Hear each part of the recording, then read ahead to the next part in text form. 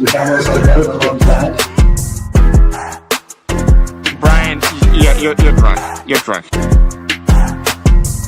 It feels so lovely to be here tonight. What a beautiful life. Give yourselves a round of applause. You're so lovely. Everyone's so lovely. Where you going? Nowhere. I'm standing up here bashing the living shit out of Nazis.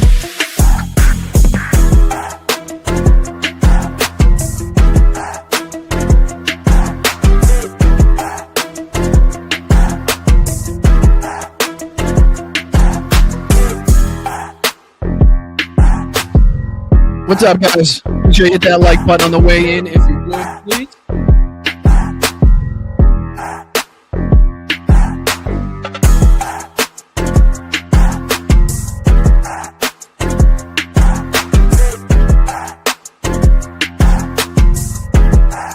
Let's go, Petrazi.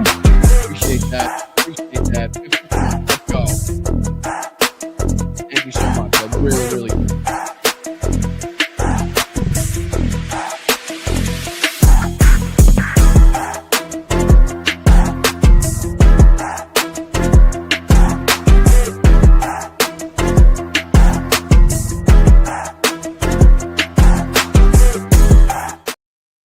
All right, ladies and gentlemen, here we go. Another day, another dollar. How are you doing? I'm Boston Brian. This is Blunt Politics. Welcome back. I appreciate it. It's Thursday, the 25th of September. It's Zoom day, everybody. So if you signed up at that little thing that you can see going by on the bottom of your screen, it says, welcome to Blunt Politics, but it should say, patreon.com/Boston Brian is where you can sign up to join us in our Zoom tonight. I really do appreciate you guys. Thank you so much to the mods for keeping that chat a safe place, as always. And thank you to people like Gamer100, Progressively Independent, Roxanne, Nordez, Adam. Appreciate you, my man. Kerosene, let's go. Hi, Kara. How are you? Greg, what's going on, my man? Thank you already, Nordez, for the 5 gifted. Unbelievable. Every single time. You can count on it. Like the sun coming up. I appreciate you so much. Thank you. What's up, Steve-O? What's up, Victor? Hi, Jess. How are you? What's up, Agnes? B-Man, what's going on, dude? Hi, Debbie. How are you? I appreciate it. Like I said, everybody hit that like on the way in. What's up, Emo? Like I said, Petrazi, Moon Girl, everybody on Facebook, YouTube, Twitch, Instagram. Make sure you're doing what you can on your respective platforms to either like, share, subscribe, whatever that platform requires. But we're going to have a little bit of a different show today, probably a little bit different paced. We're going to be focusing probably a little bit more heavily on Ukraine, what's going on in Ukraine. We'll be taking a look at some battlefield video as of recently, just because, as we talked about yesterday and, bringing this up, let me see if I can, anybody that didn't catch this yesterday, this just like strange, again, another 180 that Donald Trump has done, seemingly frustrated or something has happened between him and Putin, between him and Russia. Hold on, this isn't the my apologies. Let me see if I can find the one where he actually, why is it so zoomed in? Unzoomy. All right, there we go. Because he has, where was the one that we were reading yesterday? Where he was like talking, he was like giving Ukraine permission to what it seemingly looked like take Russian territory out. It was like hard to understand. Let me see if I can pull this up again. It basically says he's been reviewing something, looking into this one. Nope, not that one. That's where he talks about Kimmel. Let's see here. I thought it was somewhere around here. Here he is, right here. Yep. We read this yesterday on the show where he says, after getting to know and fully understand the Russia-Ukraine military and economic situation, yada, yada, yada. But what I was looking at is, where he calls Russia the paper tiger here. We'll be taking a look at a Russia RT video where Solovyov is reacting to Trump calling them a paper tiger. And then it says, where does it say here? Where did I see it? Spirit, and only getting better, Ukraine would be able to get back their territory, their country in its original form, and who knows, maybe even go further than that, right? So that's the part that we were like, what the what? Like, is he now giving Ukraine permission to go into Russian territory and take over Russian territory? Like, that's a huge change. That's a huge fucking difference from what we've been hearing. So, again, and that goes along with, like, this is what we reported on yesterday, too, what was kind of discussed between Zelensky and Putin at their meeting after the UN speech there. And this is one that kind of stood out to people here, right? NATO should shoot down Russian planes if they enter airspace. Not something we didn't know, but to have Donald Trump come out and be saying that on camera, in front of microphones, in a meeting with Zelensky is, again, a lot different than the stance, a lot different than the rhetoric, and a lot different from anything that we've been hearing from him lately. And again, as I said yesterday, I give him absolutely no credit. I am throwing him absolutely no flowers. I don't give a shit what words come out of his mouth. I don't give a shit what words are typed on his Truth Social fucking platform until I see active and ongoing, laws, principles, regulations, aid packages going over there. Until I see action, no flowers given. This is just a bunch of hogwash and bullshit as far as I'm concerned. But hopefully, we see more developing out of this. But again, I've learned very quickly not to get my hopes up when it gets to Donald Trump, because we've seen switches and 180s done before. But that being said, did you guys also catch this? U.S. fighter jets scrambled to intercept Russian warplanes near Alaska. Okay, so this is in Estonia. We're not talking about Poland anymore. We're not talking about any of the Eastern European countries that border the conflict area. We're talking about United States warplanes sent up, scrambled to fucking intercept a Russian warplane. I mean, can we see how this is kind of getting a little out of hand? It's kind of getting away from Donald Trump really quick, as far as, Vladimir Putin kind of pushing the envelope. Like I said, sending drones and planes into NATO airspace to kind of either get and gain intelligence on reaction time, where jets actually are scrambled to, where they come from, that type of thing. Or, again, if they're just trying to cause chaos in order to create a rift in NATO, because, a lot of the times Putin and Russia will play on the fact that NATO has a wide-ranging number of countries with a wide-ranging number of, principles and beliefs and goals that they want to accomplish. So it's not always the easiest in order to get everybody on the same page. So the more that Putin kind of pushes the envelope here and stretches the conflict zone, the more that some NATO countries are going to want to, be more aggressive. They're going to want to respond in a different sort of way. And then there's going to be other NATO countries that, maybe have more at stake and don't want to respond at that level, at that rate, right? So it's kind of hard to sometimes to get everybody on the same page. And I think that's kind of what Vladimir Putin is hoping and playing upon, is if he can kind of get in there and create this rift, get the NATO fucking countries arguing, or maybe, find some problems that they can highlight in Russian propaganda. They love doing this. They're very good at it. And I think that's, part of what we've seen lately coming from Putin and Russia, again, sending increasingly more drones, missiles, and aircraft into NATO territory. The U.S. fighter jet, let me see if I'll blow this up a little bit here. Make it a little bit easy for you guys to. U.S. fighter jets were scrambled Wednesday to identify and intercept 4 Russian warplanes flying near Alaska, the North American Aerospace Defense Command said in a statement.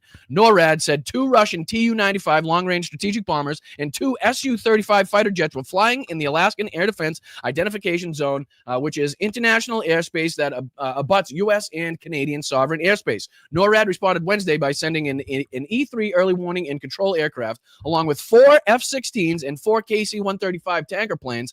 Why do you need 4 tankers? That just makes no sense. That one tanker could probably keep those 4. Anyways, that's beyond. But plans to positively identify and intercept the Russian aircraft in the Alaskan ADIZ. Here's a picture here of Russian Tupolev Tu-95 strategic bomber flies over Moscow, accompanied by fighter jets during a rehearsal for the Victory Day parade in the capital, May 7, 2022. So these were the types of aircraft that were scrambled over, international airspace close to the Alaskan border here. NORAD said Russian military activity in the ADIZ is common and not considered a threat, but it was the latest in a series of flights by Russian aircraft seen by many as testing the preparedness of U.S. and allied NATO nations. It came as officials in Denmark continued investigating still unattributed large drone that flew close to Copenhagen Airport on Tuesday and Wednesday, disrupting traffic Danish police have said that the drones were operated by a, quote, capable actor, end quote. European nations have been on alert amid Russia's ongoing invasion of Ukraine. Russian drones were shot down by Polish and allied NATO warplanes after crossing into Polish airspace September 9th. 10 days later, Estonia said several Russian fighter jets entered its airspace. The Russian planes entered the Alaskan Air Defense Identification Zone on Wednesday,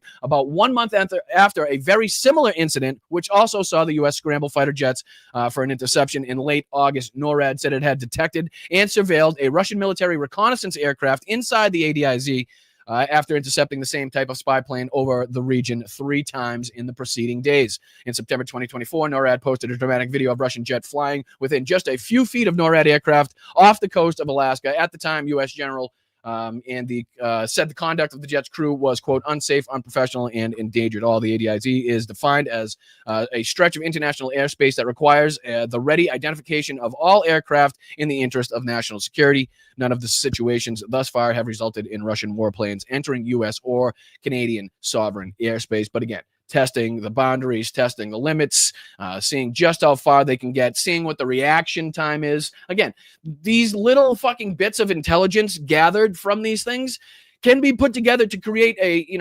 really clear picture, right, for the Russians. So when they, in the event they do carry out an attack into one of these border regioning ally NATO countries, they have some idea of, okay, the jets are probably going to be scrambled from these locations. It's probably going to take this amount of time for them to get here. You know what I mean? So they can base and plan their attacks based off the reactions that they now are kind of, forcing out of the NATO countries with these little incursions, right? Yeah, never trust Russia. Absolutely. I mean, that's, not much more needs to be said. I appreciate, thank you, Petrazi, and thank you, Nordez, again. I really do appreciate you guys, and I know I hate the self-promotional bullshit that we have to do here, but just to get it out of the way, there's Venmo up in the corner there. I just would ask you, if you are in the financial position to do so, to bust a buck or two. Try your luck at supporting some independent media. It goes a long, long way, and I'm desperate to take the burden off of the people that have been here for so long, supporting me so greatly, and I'm really hoping to broaden the reach of this so that we can get more people in there and start again sharing the burden of trying to keep independent media on the airwaves. But again, there's patreon.com/Boston Brian, the Venmo up in there. There's PayPal. Again, I'm literally only monetized on YouTube. So it's not like I'm trying to milk you for everything that you're worth.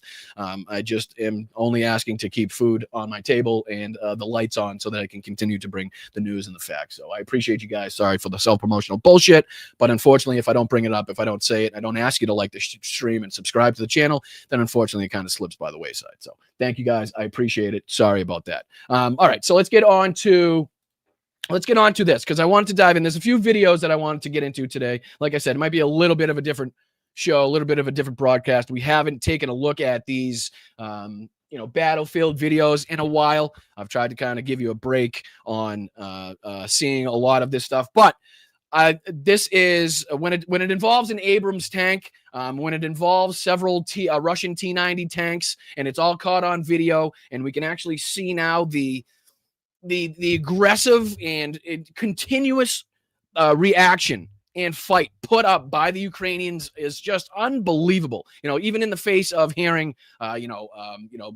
possible breakthrough of the Ukrainian lines by the Russians in places like Pokrovsk and yada yada yada, and even with the increased drone attacks, increased missile strikes, increased fucking aggression seen coming from Vladimir Putin in Russia in the last several months, even up since Donald Trump has taken office, and obviously before that, but it's really ramped up since Donald Trump has taken office for the second time. But they just refuse to fucking give up, and it's really a sight to behold. So we got this video that I wanted to watch. We'll be checking in on what's going on in Gaza, the ongoing genocide in Gaza. As always, there's an IHIP video that I wanted to check out as well. Kash Patel apparently is coming out with some details about the shooter at the Dallas ICE facility. So we'll see if we can check in on that. Preston Stewart also has a video that I wanted to check in. Remember the RT video? I believe it was yesterday. I get all mixed up with the shows, but I believe it was yesterday. We played a clip from Russian state media of 2 Americans. One was in Moscow, one was in Novgorod, if I'm not mistaken.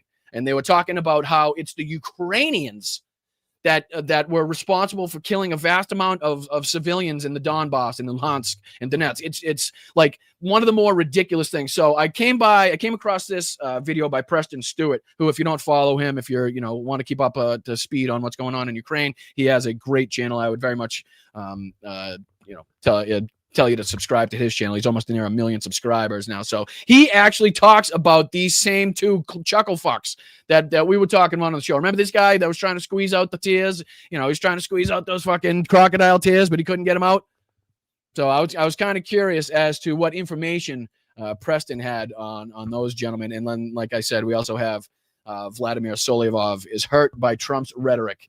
He's going to be talking about what he thinks about Donald Trump's statements. What else do we have here?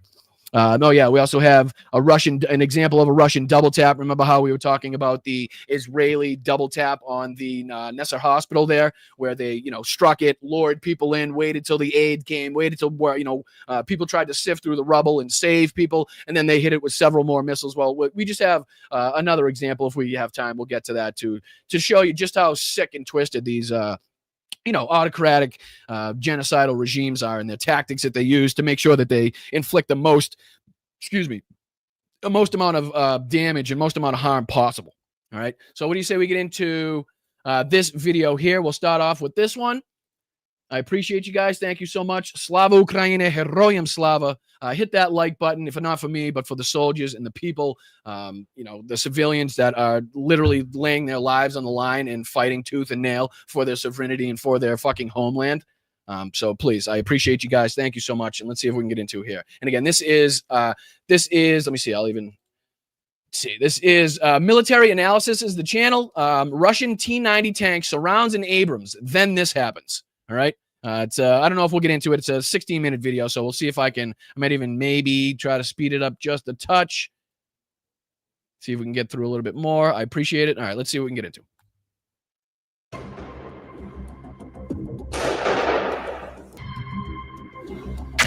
I like these ones because, it's easily defined. It's easily, obvious.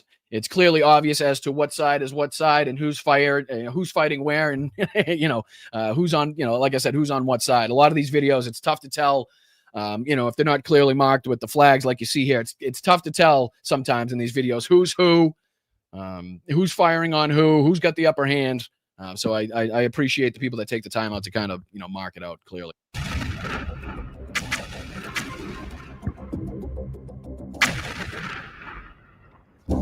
Танків немає, так? Це технарі. Буратино, внимание к бою! That right there, ladies and gentlemen, I saw that exact friggin' drone in a drone demonstration when I was in Ukraine. So it's wild to see, the same friggin' thing in active duty, right? Mines are a big problem too, as you'll see in this video. The Russians are running into some landmines, which are not treating wow, you can actually see the guy. Holy crap, you can actually see the guy got blown out of the tank. That's wild. It all began when Russian soldiers started planning an assault. Moving with the intent to take control of a key Ukrainian position. Their objective was simple: advance, overwhelm, and hold the ground.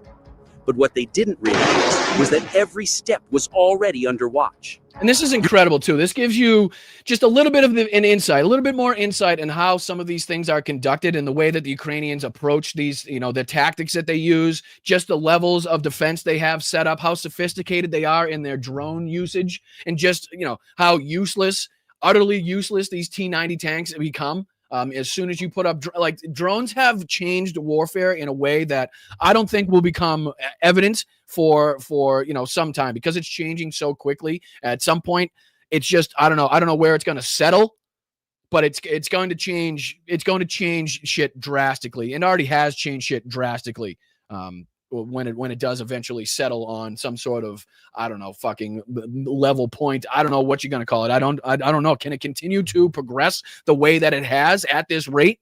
Who knows? I know with the brilliance and the passion and the determination of the Ukrainian people, the defense contractors that I met, the military, the special forces that I met, with their determination and them doing everything they possibly can with the little resources that they have, I have absolutely no doubt in their ability to continue furthering the advancements of drone technology and drone warfare. And again, I continuously say it would be very prudent and smart of the United States military to be working as closely with the Ukrainians, to have as much input and again, knowledge of the systems as they possibly can, because this is absolutely going to be something that different countries are going to be studying, using, and implementing in warfare going forward. So the sooner we get on top of that, and the sooner that we are advanced and way ahead of the game, the better off our soldiers are going to be.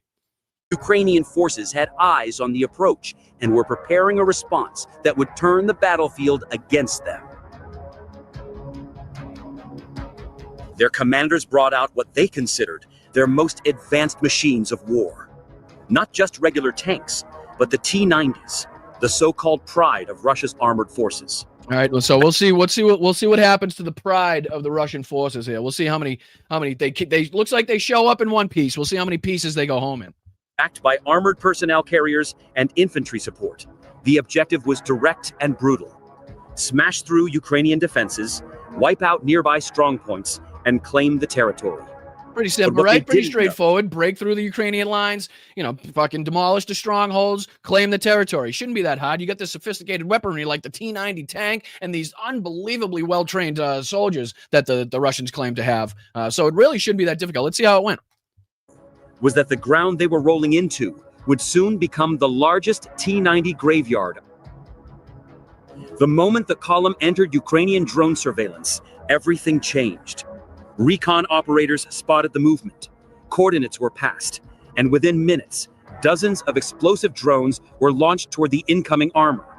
The skies above... Just like, it's wild to me when you see 3, 4, 5 Russian T-90 tanks rolling in, and then the next shot is just a guy holding the fucking, I don't know, $1,000, $1,500 drone that he's got in his hand, right? And it's just a bunch of those, like, okay, you want to fucking send in your tanks? We got you. We got something for that.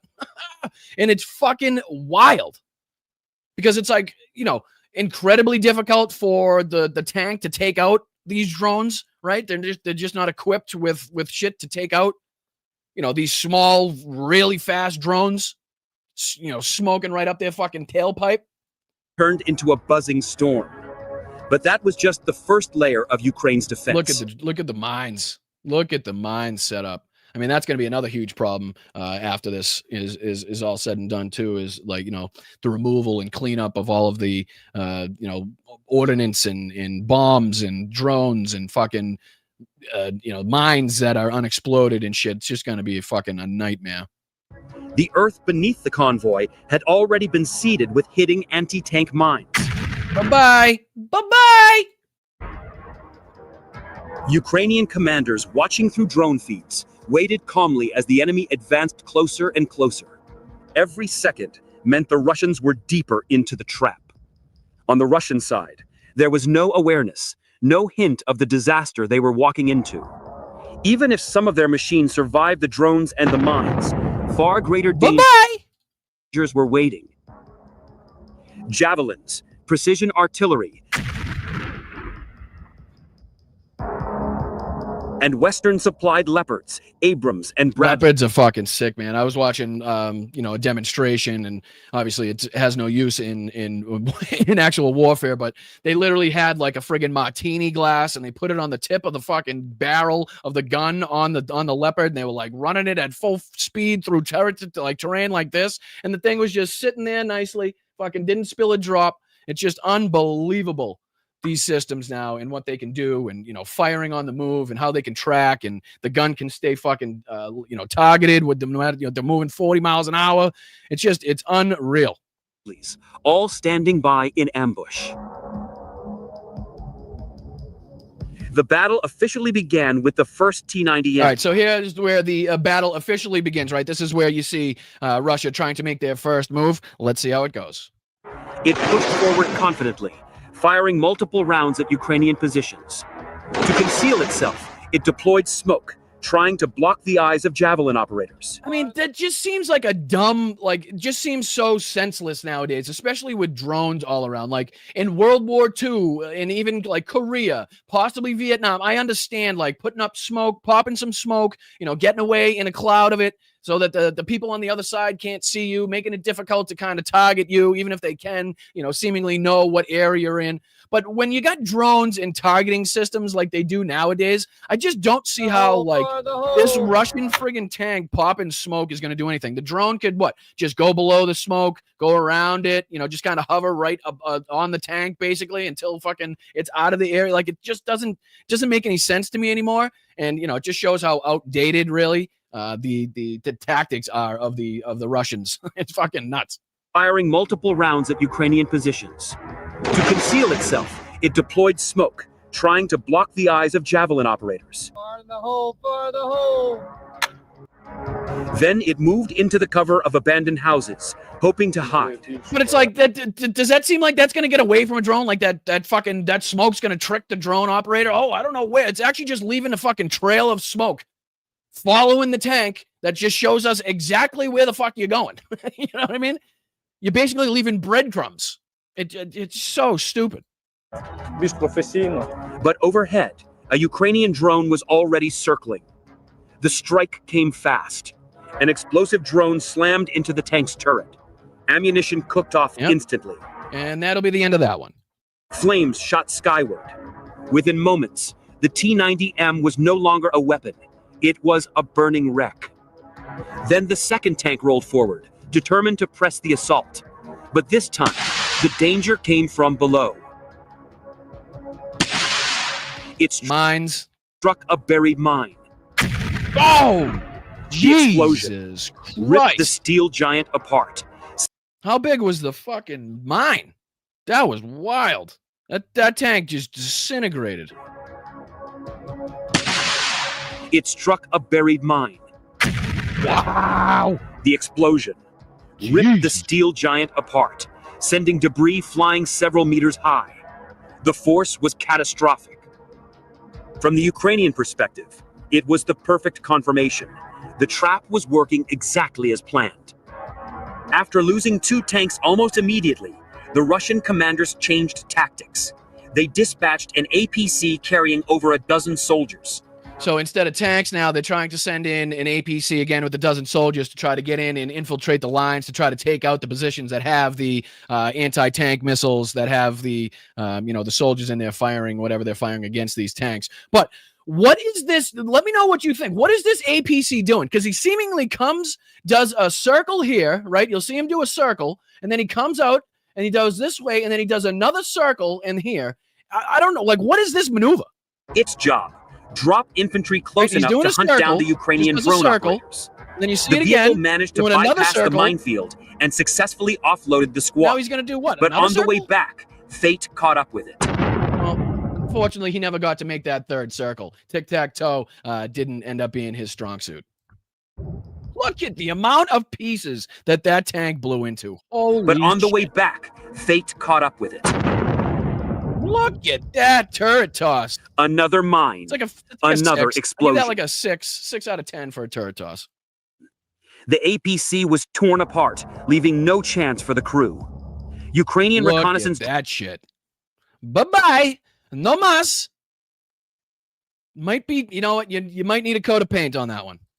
Drones scanned the wreck and confirmed what was obvious. No one inside had survived. The infantry that had been dropped earlier pressed on. They were determined to carry out their mission. That's when the real face-to-face fighting began. Ukraine's Comfort Brigade advanced into the contested area. Room by room, trench by trench, they cleared Russian shelters. What began as a skirmish quickly escalated into a brutal firefight. Skid! Go through! Look at the fucking area, though. It's just absolutely devastated. Look at the fucking territory. Jesus. The Ukrainian soldiers moved methodically, step by step. Each meter gained was paid in sweat and risk, but their determination was unshakable. They were not simply defending, They were taking ground back. Close, huh? That was a close shot. That wasn't too far away. Look at that's building what? Fucking 50 feet, 100 feet away. Defending. They were taking ground back. When the fighting died down, reconnaissance confirmed that 8 Russian soldiers had been holding the sector. 4 were killed in combat. 4 tried to run. That's when the 47th... So eight people were dropped. I think that's what they were talking about in that APC. Dropped off 8. 4 were killed. 4 tried to run. Mechanized brigade stepped in. Well, this is what I love. This is fucking what I love. This is what you can't get enough of this from the Russians. I don't understand where this comes from. So they send in T-90 tanks, supposedly, top of the line, best of the best, blown out of the fucking sky. They're in about 1 billion pieces now. So they send in, fucking tank destroyers, fucking big guns. That shit got blown up. APC carriers, armored personnel carriers, that shit got blown up. So what do they send in now? What do you think they're going to send in now, ladies and gentlemen? What would be your next guess? They launched a drone strike on the fleeing troops. The drones locked on. That's Ukraine. But wait till you see the next friggin' thing that the Russians send in. One by one, and struck with precision. Yep. Well, so that group, no mas. Most of the soldiers were eliminated instantly. Only one survived, and in a moment of clarity, he surrendered. Ukrainian troops captured him alive, and later he would become a bargaining piece in prisoner exchanges. All right, so they've lost multiple tanks. They've lost, multiple soldiers, dead and wounded and captured. Right. So, what do you think? What do you think they're sending in? If you enjoyed this channel, it takes the crushing blow. Their newest tanks destroyed. Their APCs shattered. Infantry scattered or dead. But instead of slowing down, the Russian high command doubled down. They shifted focus towards combined assaults, using aircraft, helicopters, and glide bombs to soften defenses before sending in more armor.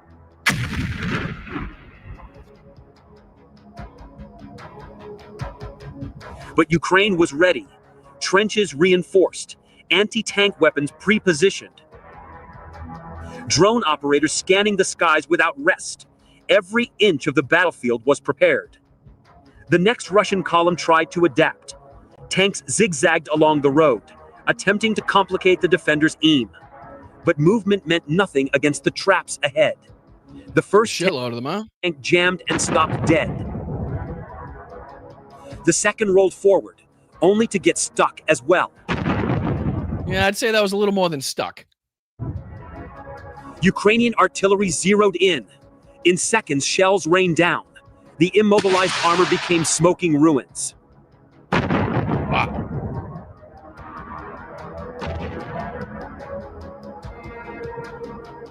In another wave, 5 armored vehicles attempted a push.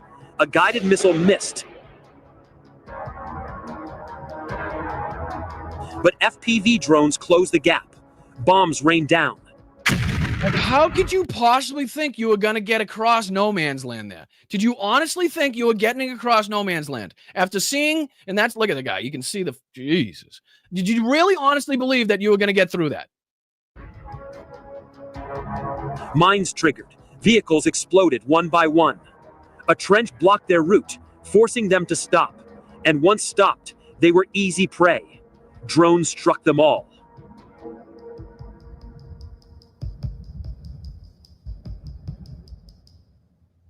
Bye-bye.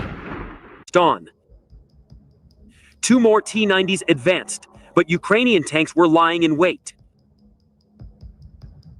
This is crazy. The first Russian machine detonated a mine.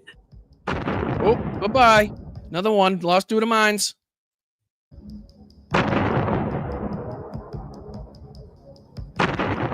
So that leaves 1.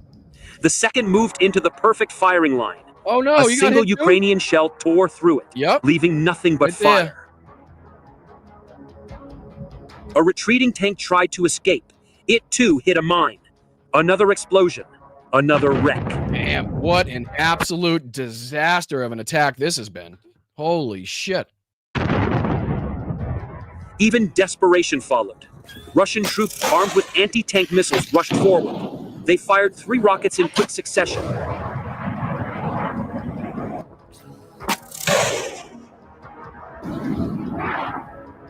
each missed. So there's the By sheer Abrams. Oh, I'm in the way. My apologies. Let me see if I can get out of the way. This is the Abrams right here. luck. The Ukrainian tank under fire survived. Wow, wasn't that far off, that shot. Incoming, another incoming. Wow. And retreated safely to cover. I mean, just to have this footage is fucking crazy.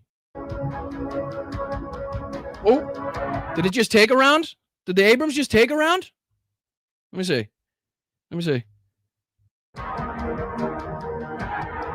Is that incoming? And retreated safely to cover. That's incoming, right? I think it just ricocheted. I just think they just caught a ricochet right there. If I'm not mistaken.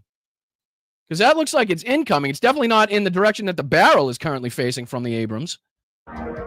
Watch closely. Yeah, let me see if I can I slow it down? Let me see if I can slow it down. See if I can slow it down. 0.25, is that too slow? Let me see. And retreated. It is. He did catch a ricochet. You see that? Watch one more time. Coming in this way. Retreated safely. Oh no, it missed. It missed. Do you see that shit? It missed. I thought it kind of caught a ricochet, but if you look, if you can see my mouse in this general direction, watch, I'll rewind it one more time, and watch in this general direction come in, and it just barely misses the tank. Check this out. And retreated safely. What? Well, let's see if I can freeze it.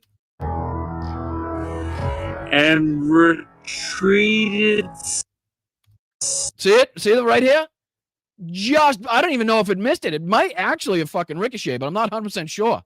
And it strikes behind. Safely. That's crazy. They fucking got lucky on that one. Right? Let's see if we can. Let's speed it back up again. Stop. 10. Right there. No. Good. Done.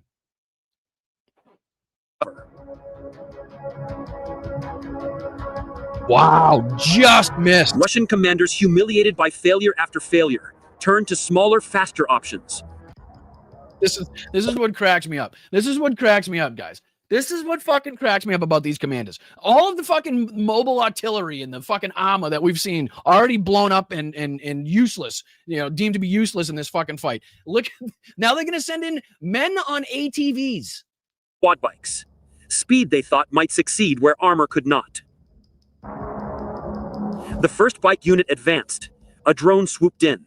The explosion tore them apart. I mean, does this not sound ridiculous to you? Okay, the tanks failed. The fucking, the tank destroyers failed. The aircraft failed. The fucking, the helicopters. Send in the ATVs, with the guys that are, just open and unprotected.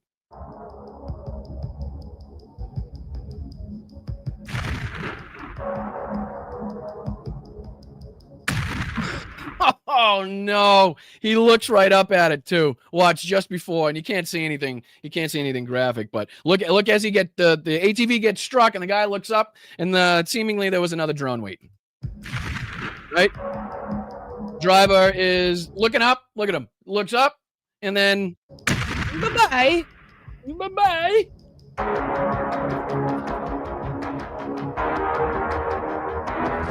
Footage from the enemy's perspective shows. So I think that was kind of the extent of the footage. That let me see if it goes on anymore, but I do believe it just that shows the extent of it there. Let me see what else it says here at the end.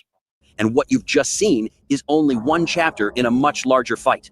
If you enjoyed this commentary and want to so that was it on that one. But I just thought that was some pretty cool footage of, again, a single Abrams against what 3, 4, 5 different tanks there. The use and the ability of the Ukrainians to take out these tanks using anything and everything at their means, whether it's mines, whether it's drones, whether it's fucking javelins, no matter what it is, they're going to find a way in order to take these things out. And so, I just wanted to make sure that we're highlighting the effectiveness of the Ukrainian military as well, because, you've been hearing a lot recently of, the uptick in missiles and drones and increased activity by the Russians, but the Ukrainians are absolutely handing them their ass, handing them their hat every time that they get into a direct fight like that. So, it continues.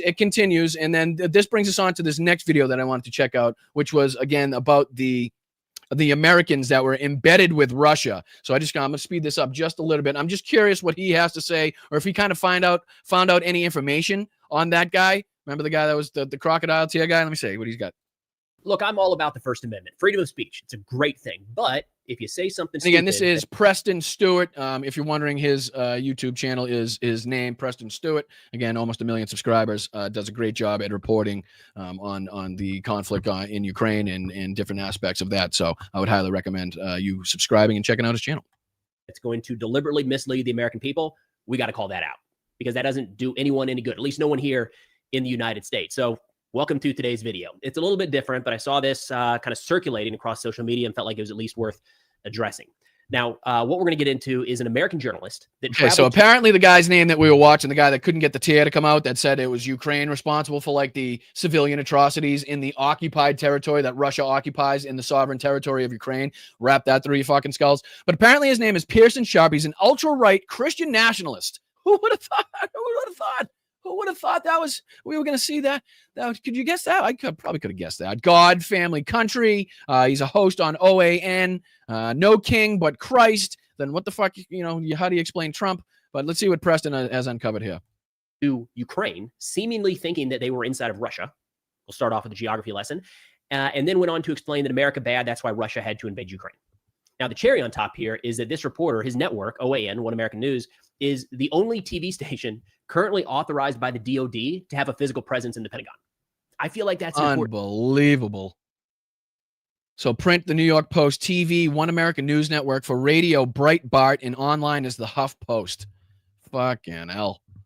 Again, just the blatant and outright manipulation of our media, telling us who can be in there, who can't be in there, what they can say, what they can report on. People being, shunned from these places because of how they report on things.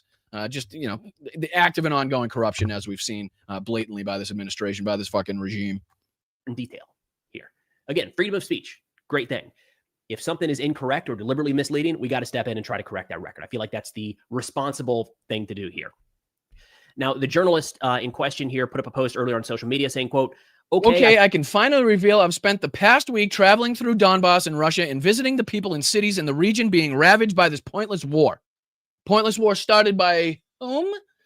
More info to come, and stay tuned for OAN full coverage. The people here are fighting for their freedom, and their real-life stories absolutely destroy the Western narrative about what's going on in Ukraine. I've talked to men and women living here fighting, and they tell me Russia is not the enemy. Ukraine is. And they say they're grateful for what President Putin has done to save them from the Zelensky regime. These are not my words, but theirs. I came here to report what I found. This is it. Let me see if I can actually, let's see here. Because if that's a video, I'm quite curious what he, who he's talking to and what he uncovered. So what's his name? At Pearson Sharp. Pearson Sharp. Let's see what we can uncover here. Okay, this seems to be this asshole here. Let's see here. Is this his listen to enough live from the puppet media, the American journalist, Gary Pearson Sharp, some Kremlin troll. Let's see here what he says. Is happening here. I wanted to come here and see for myself and bring back to the world what actually is happening here. And to the extent that we've been around Donbass so far, what we've seen completely contradicts what the media has reported so far. Russia, very happy to come liberate Ukraine, safer now. So this is something I think the rest of the... so again, words with no evidence. Let's see here. Does he say anything else? Where's that video that he supposedly posted there? Where's that video? Let's see if I can find it. No, he's reposting James Woods. That should fucking tell you everything you need to know. Look at the bullshit he's fucking posting here. Holy shit. Where's this video? All right, this is his that's the clip that we watched. This is this is it right here. So it's not even a video? So where's the reporting? Where's the fucking where's the what are you talking about? Where's your investigative journalism? Where's your evidence to suggest or anything to corroborate anything that you're saying? I see nothing from him posted here. No links to an article, no links to videos. Here we go. Stay tuned. More coming. Okay, what's coming? What's going on? So far, it's just bullshit coming out of your mouth with absolutely nothing to back it up as far as video, evidence, any interviews, nothing. Just, okay, I'd like to follow up for my last post. Is this a video? The entire comment of the death threat, the threat ends. My takeaway to Russia. My takeaway is that Russia and the Russian people do not want war. Fucking A. What the hell? How can you be that deep in like what is an alternate reality, right? My takeaway is that Russia and the Russian people do not want war. Okay, so why the fuck did they start the war and continuously and every day engage in fucking, continuously provocate the war? Like, what are we talking about here? I did not hear a single person say anything hateful towards Ukraine. So then where are you coming up with this whole everybody that I spoke to hated Ukraine and said Ukraine was the problem and that they were killing civilians bullshit? So nothing, absolutely fucking nothing. Let's see. Is this him posting? That's not even him posting. American journalists are traveling doing propaganda. All right. So again, nothing, absolutely nothing to corroborate, to back up anything that he said whatsoever. So just, trying to do my research, just seeing if he had anything, but apparently not.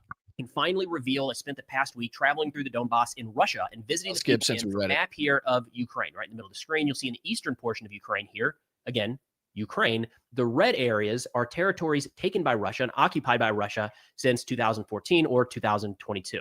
We're going to zoom in a little bit. Oh, zoomed in too far. All right, zoom in a little bit here. This area here, Luhansk, down here, Donetsk, those are oblasts, or in the United States, we might call those states. Same kind of idea.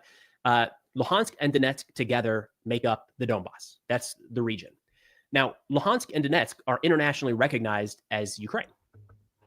Full stop. A couple years ago, Russia held referendums at gunpoint across these areas, Luhansk, Donetsk, Zaporizhia, and Kherson, where they had the citizens vote, would you like to be a part of Russia and become a full part of the Russian I think it was Federation? more like knock, knock, AK in your face. Hey, who you voting for today? It would be a shame if you didn't vote for Vladimir Putin, considering I know where you live and considering I have an AK pointed at your face right now. So why don't you go in there and tell me that you're voting for Putin? We'll get this all over with, and we can get this free and fair election wrapped up in a matter of moments here. And they voted 99% to 1. It was great, incredible showing of support for Putin and the Russian Federation.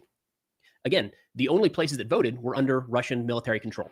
We beat that horse to death over this channel. It's just a ridiculous claim, and the entire international community, save I think North Korea and Belarus, said no, those are legitimate.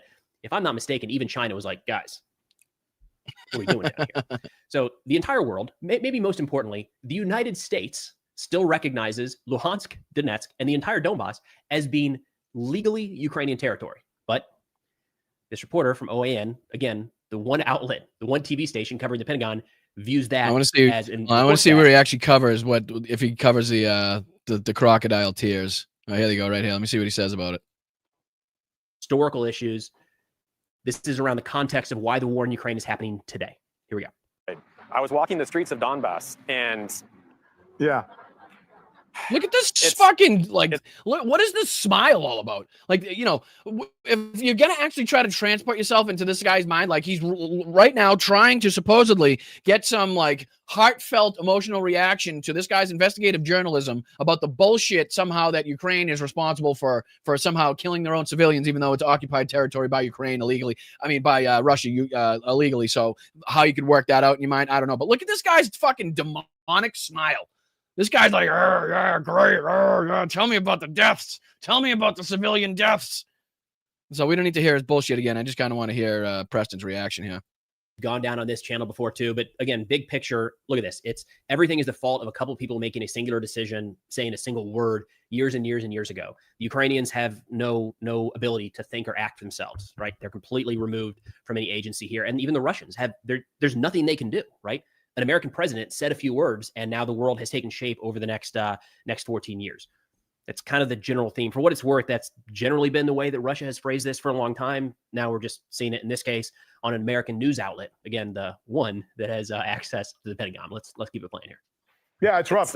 And by the way, we don't know. I'm not going to subject you to this again. We went over this yesterday, but again, it's ridiculous. And I'm glad to see that other people are calling out and noticing this nonsense, and how dangerous and ridiculous it is to have two Americans sitting on fucking RT, one in Moscow and one in central Russia, supposedly trying to really trying to propagandize the shit out of this war and trying to make it look like Russia is the fucking good guy. Like, good fucking grief. Get out of here. Get over yourselves on that one. Get over yourselves on that one. And this leads me to this video here where, Russian state media and Volodymyr Solovyov is reacting to Trump's comments at the UN. Again, seemingly talking about shooting down Russian aircraft and, calling Russia a paper tiger. So I'm curious as to what this asshole has to say. So let's see if we can get into just a little bit of his reaction. Play.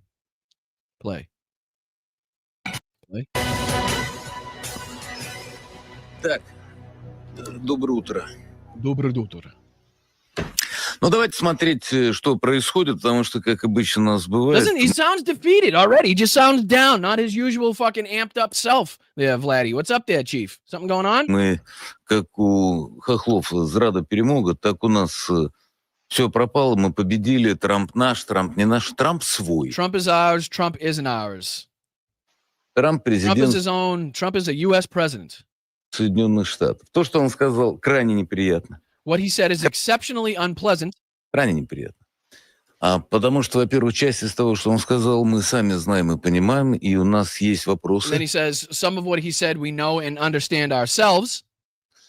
Которые мы озвучиваем, и на которые and remember, зачастую... this is on the heels of... Do you remember the clip that I played the other day of the... I forget the guy's name. I think it was Sergey something, where he's coming on and literally laying it on the line, talking about the failures of the Russian government, talking about how Ukraine is a strong military, how we haven't beaten them down. He was making fun of the host for talking about in 2022 that Ukraine's military was just going to run and scatter, and this was going to be the easiest thing ever. Like, this is on the heels of that type of shit, the heels of the gas and oil crisis that they've been facing lately, the increase in the ability of Ukraine to be able to strike these oil refineries at will. So things aren't fucking looking up. I know that. So that might be a little bit of the reason why Vladimir's not too bright, he's not too happy about it, everything today. Получаем ответы. Сколько раз мы говорили о том, что, да, там, бешеная очередь на бензин. See, how many times have we talked about insane lines to get gasoline? Бензина нет, не будет, это точно. There is no gas and there won't be any. That is what Trump was talking about. Метровые. Lines for many kilometers. Смотрите правде в глаза.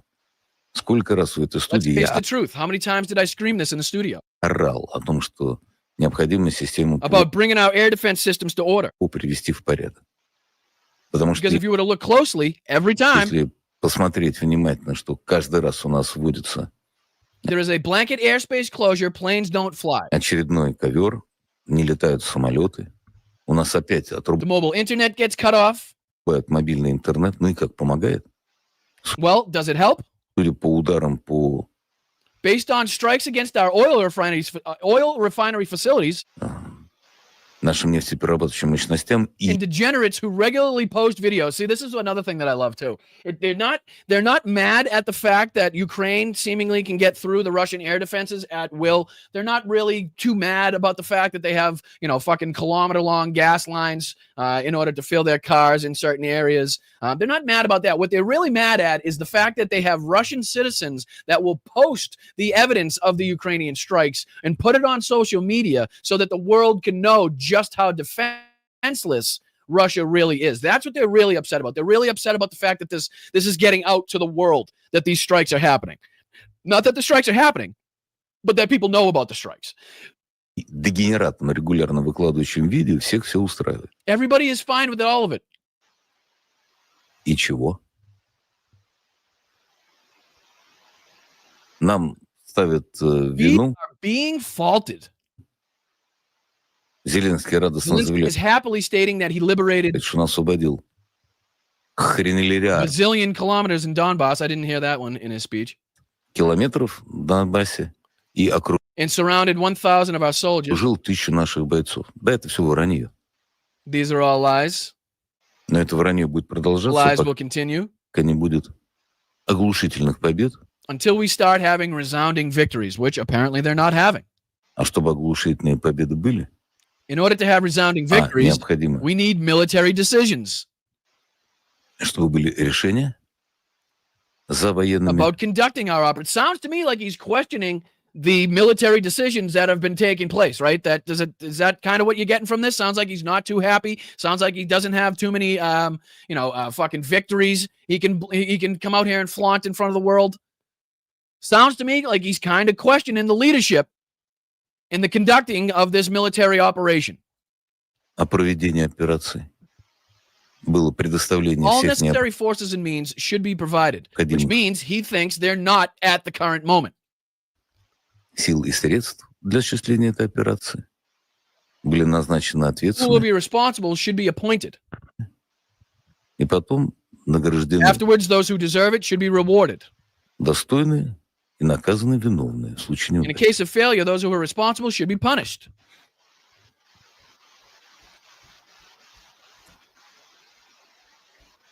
Нам нужны люди. He just seems defeated.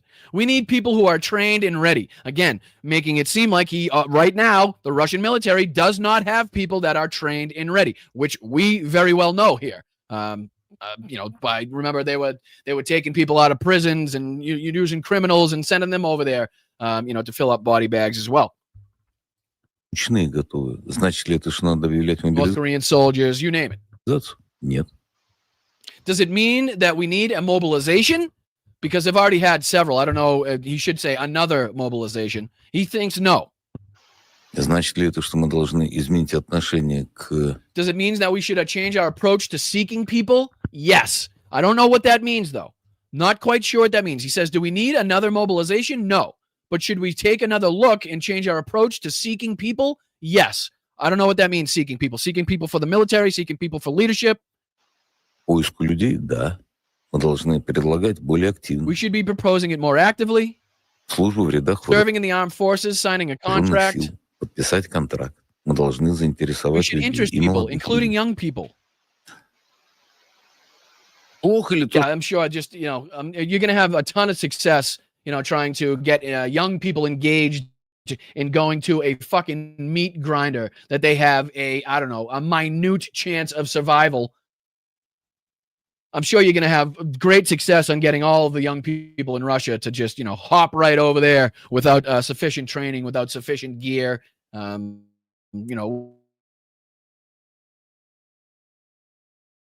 without a sufficient plan. I'm sure they're going to hop right in. I'm sure they'll hop right in. что вчера сказал Трамп, для нас обидно. It's hurtful. He says what Trump said was hurtful. Бумажного тигра.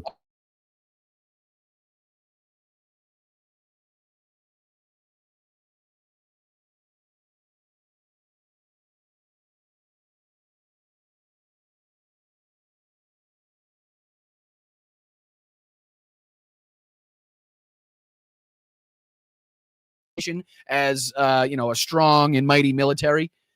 Soon as that went out the window, soon as that fucking went out the window, as soon as the tires started exploding, as soon as the fucking the truck started breaking down, as soon as the Katyusha rockets started coming out to be used, people were like, okay, all right, yep. All right, clearly that was a paper moment. Clearly they were numerically superior on paper, but now what I'm looking at in real life, not that scary. Погода. So that was his reaction to Donald Trump.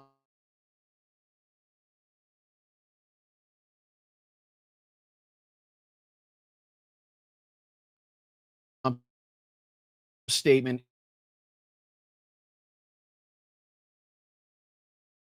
in me.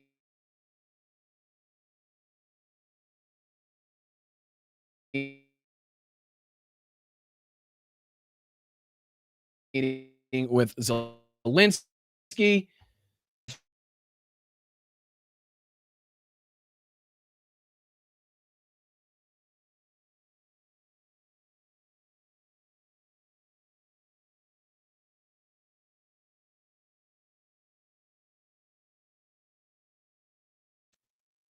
Hey, see what happens when you talk about fucking Russia for too long? Start talking about Russia, you start getting attacked by the deep state, ladies and gentlemen. That's why I'm gonna ask for your financial contributions to the channel to help keep me safe, so I can start, I don't know. I need a better VPN or something. I'm not sure. I'm not sure what it is, but fuck you, Vladdy, and anybody else over there that's trying to take down my stream. Ain't gonna happen. Ain't gonna fucking happen. Ain't gonna fucking happen. You're gonna need more than that. You're gonna need more than that. All right, let's see what else we can get into here, because we still have this clip that I want to talk about as well. This video. So what do you say we dive into this one, and then we'll kind of we'll talk about after any updates that they've supposedly given us about the Dallas shooter, the ICE shooter in Dallas there. What else? Do we got anything else that we can get through? Yeah, we got a few other things. All right, let's see what we get into in this one. This is Gaza officials, 84 killed in Israeli strikes just on Wednesday alone. 84 Palestinians were killed. Start from the beginning. Now, along with the war in Ukraine, the situation in Gaza has also been dominating discussions at the UN General Assembly. On the ground itself, medical officials in Gaza say at least 84 Palestinians were killed in Israeli attacks on Wednesday, and thousands of civilians remain in Gaza City under a fierce ground assault by Israeli troops who are aiming to take full control. Yuran Nell is our Middle East correspondent. She explained how the president of the State of Palestine, Mahmoud Abbas, will be addressing the UN General Assembly despite not being allowed into the US. So the 89-year-old president is expected to make this address by video link. That was something that was allowed by the UN General Assembly. They voted overwhelmingly in favor because the US had barred him and his senior aides. So the US bars him and his senior aides from coming to the UN General Assembly. So the UN General Assembly voted on the fact that the Palestinian leader should be able to at least send in a video address stating what he wants to state here. I didn't really get to see what he had, but I mean, it was good to see that at least the UN voted to allow him to get to get his word out there, even though the US didn't allow him to travel to the UN General Assembly.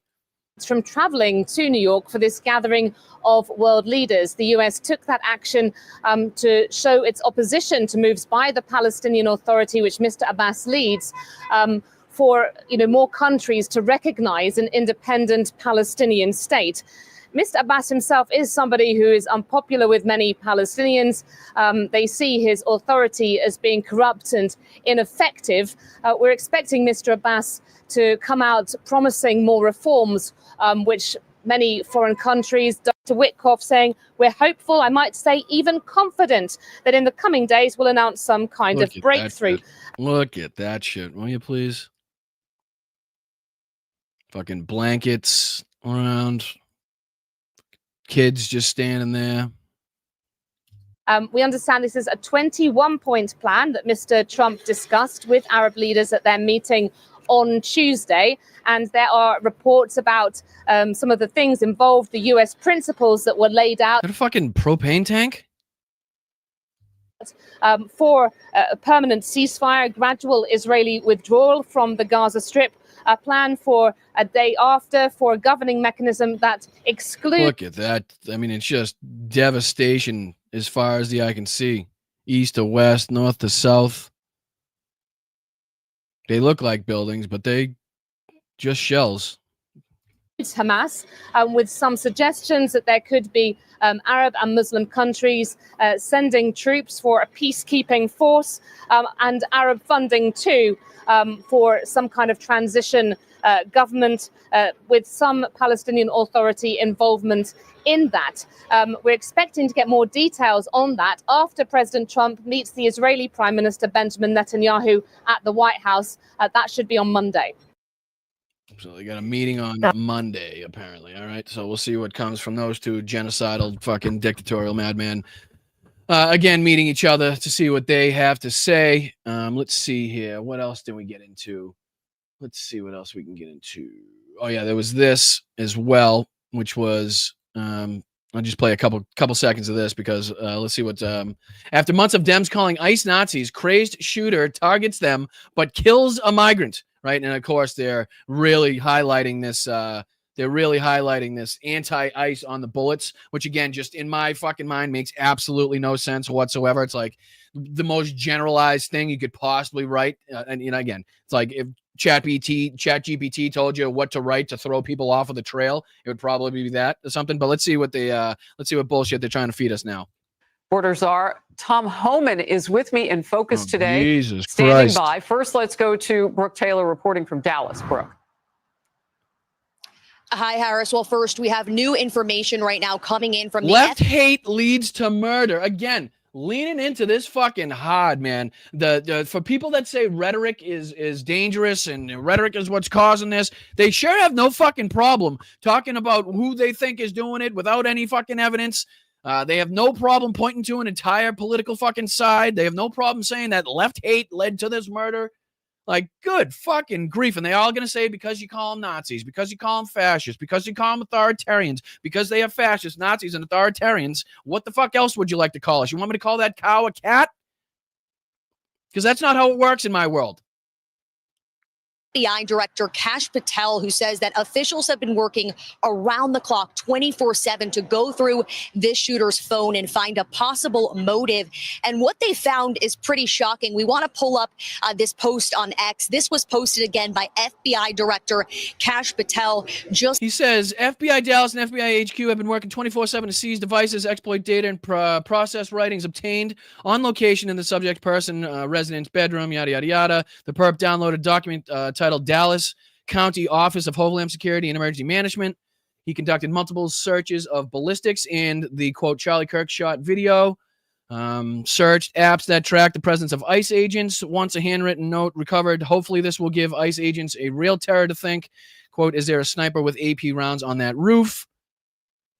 But again, doesn't see like anything pointing him or anything in the last hour. He says the perp downloaded a document with a list of DHS facilities. He conducted multiple searches of ballistics and looked up the Charlie Kirk shot video in the last 2 days leading up to the shooting. According to the FBI director here, the shooter also searched apps that track the presence of ICE agents. And listen to this. He says that there was where is this pointing left again? Where is this pointing to the left?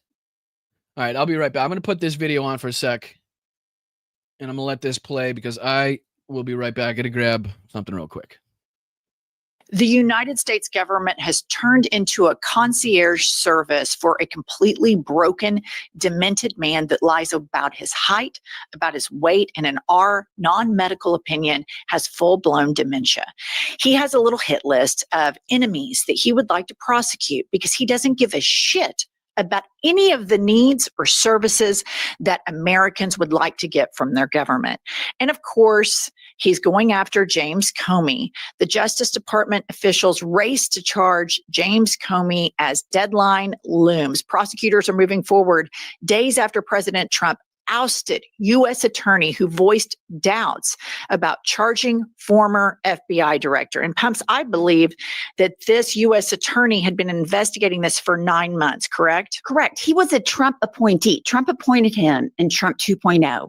But because there was no evidence or probable cause to charge James Comey, he got fired. Because Trump, as we saw with his Truth Social post, he wants these people prosecuted that he doesn't like. So we can deduce from that in the tea leaves that he wants people to manufacture evidence. Of course he does. He's a criminal. So this leads me to all of the information we're currently getting out of sycophant, ass kisser, beta male, crazy-eyed, cash money, Ching Ching Patel's FBI. And that's why I call bullshit on all of it, because it's crazy living in an America where we cannot. Wow. I'm not going to lie. I don't know what that was. That last sip of Powerade did not sit well. Did not sit well, and it came rushing back up. My apologies. I didn't mean to switch, but we'll stick on this one. Trust our agencies and institutions at all. And even a Trump appointee can't be a big enough piece of shit for him. So moving along here, put up the next slide, Kylie. Newly appointed U.S. attorney will attempt to charge James Comey despite prosecutors finding no probable cause. Pumps, explain for the layman what this is what we were talking about on yesterday's show, how Donald Trump found, went through one of the lackeys. The lackey wouldn't do what he wanted him to do, got rid of that lackey, found another lackey. Now this lackey is going to do what Donald Trump wants her to do. And anybody that's on the hit list, apparently, for Donald Trump is going to get indicted regardless if there's evidence to suggest they committed a crime or otherwise. Cause is. The feds have to go to a grand jury and present their evidence, and they have to have the grand jury say it's more probable than not. I would say 52% probable to indict. So his prosecutor that he appointed did not think there was a 51% chance he could make these charges stick. Okay, and then here's an excerpt from that article. Earlier this week, prosecutors presented Lindsay Halligan, Trump's former personal attorney, whom he appointed to lead the United States Attorney's Office for the Eastern District of Virginia, with a detailed memo recommending that she decline to bring perjury and obstruction charges against Comey, the sources familiar with the memo said. Wait, so earlier this week, prosecutors presented Lindsay Halligan, Trump's former personal attorney, whom he appointed to lead the United States Attorney's Office for the Eastern District of Virginia, with a detailed memo recommending that she decline to bring perjury and obstruction charges against Comey, the sources familiar with the memo said.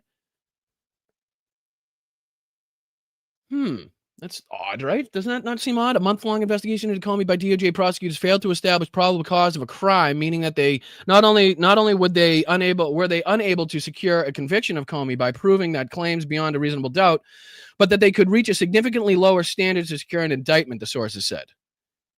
Why would they tell her to decline to bring charge? Earlier this week, prosecutors presented... So she's even going against her own prosecutors at this point? Holy shit. So basically, he has appointed somebody to go do his bidding. And let me ask you this. The text message or DM that it appeared that he sent to Pam Bondi that came out, that was basically like, you're not prosecuting my enemies. Right. Does that lead a judge to throw this whole thing out? Because it's clear that this is targeted weaponization and abuse of his office. I think you could, like a Democratic Justice Department or an independent Justice Department can make that claim. In this case, I don't think it will get that far because I don't think a grand jury will indict because they don't have probable cause. Okay. And then who is Lindsay? All right. So put this up. Lindsay this is crazy too. This is crazy too. Just how far, like the connections, right? So this is Miss Colorado USA 2010, one of Donald Trump's own pageants, and it's Lindsay Halligan and Erica, what's his name? Kirk. Erica Kirk is also in this. Former Miss Colorado USA 2010 top 5. There we have Lindsay Halligan. She was a pageant queen, and we all know who owned these pageants. Interestingly here, you guys, you cannot make this up. 4th runner-up is Erica Francvi, who is now known as Erica Kirk. Wild. So Trump's new wild. attorney. Like, what is happening? Talk about grooming, right? Like, they fucking talk about grooming and being brought up in the cult and just keeping that fucking cult rotation going, right? That has never tried a case in her life, I don't think, was in the pageant with Charlie Kirk's widow. Yeah. 3rd runner-up, Lindsay. 4th runner-up, Erica. All right, let's listen to this great legal mind. Let's just listen to this. Pleasant past. Yeah, I mean, it's not about whitewashing. It's all about full context. So while slavery is obviously a horrible aspect of our nation's history, you can't really talk about slavery honestly unless you also talk about hope and progress. And I think we... Okay. You can't talk about slavery unless you talk about hope and progress. I don't know if those are going to be the first words to come to mind to anybody, you know, who had their families or ancestors or, not had, direct knowledge about the effects of slavery. I don't know if like hope and, like prosperity and like, I don't think good things are coming to mind to these people in that instance. Can you imagine getting on TV and saying, you can't talk about slavery unless you talk about hope and progress? And even there, she was so ineloquent. While while.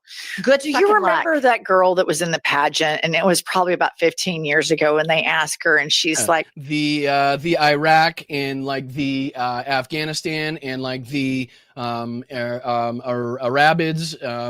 and such as, and like therefore and their such. because Americans don't use maps, and because of the Iraq and stuff like that. I mean, that's exactly the vibes that she's giving right there. You guys remember Okay. that? You guys ready? Do you guys remember that? Was this one of Trump's pageants? Sorry, I got it. Ready? Recent polls have shown a fifth of Americans can't locate the This is currently Donald Trump's fucking new prosecutor. It's not, but pretty much. U.S. on a world map. Why do you think this is?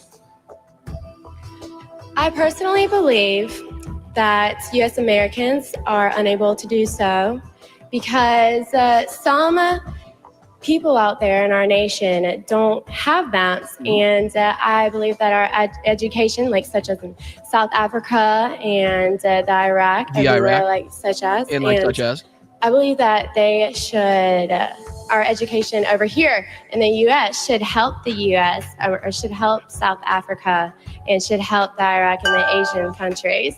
So we will be able to build up our future. Nailed it. It's pretty much exactly word for word what Trump's fucking any one of Trump's cabinet members say in their response to any question. And like the Iraq and like such as. Oh shit. Okay, and then moving along, next one. We are being told this by 3 sources that an indictment of Comey is expected in the coming days. They're also saying that this same office is expected to charge Tish James, the New York. They are going to try to bring that bullshit fraud fucking against Tish James as well. Again, she's just, I guess, throwing away the books. You don't care. She's just basically going in and say, all right, Donald, give me a list. Who do you want indicted?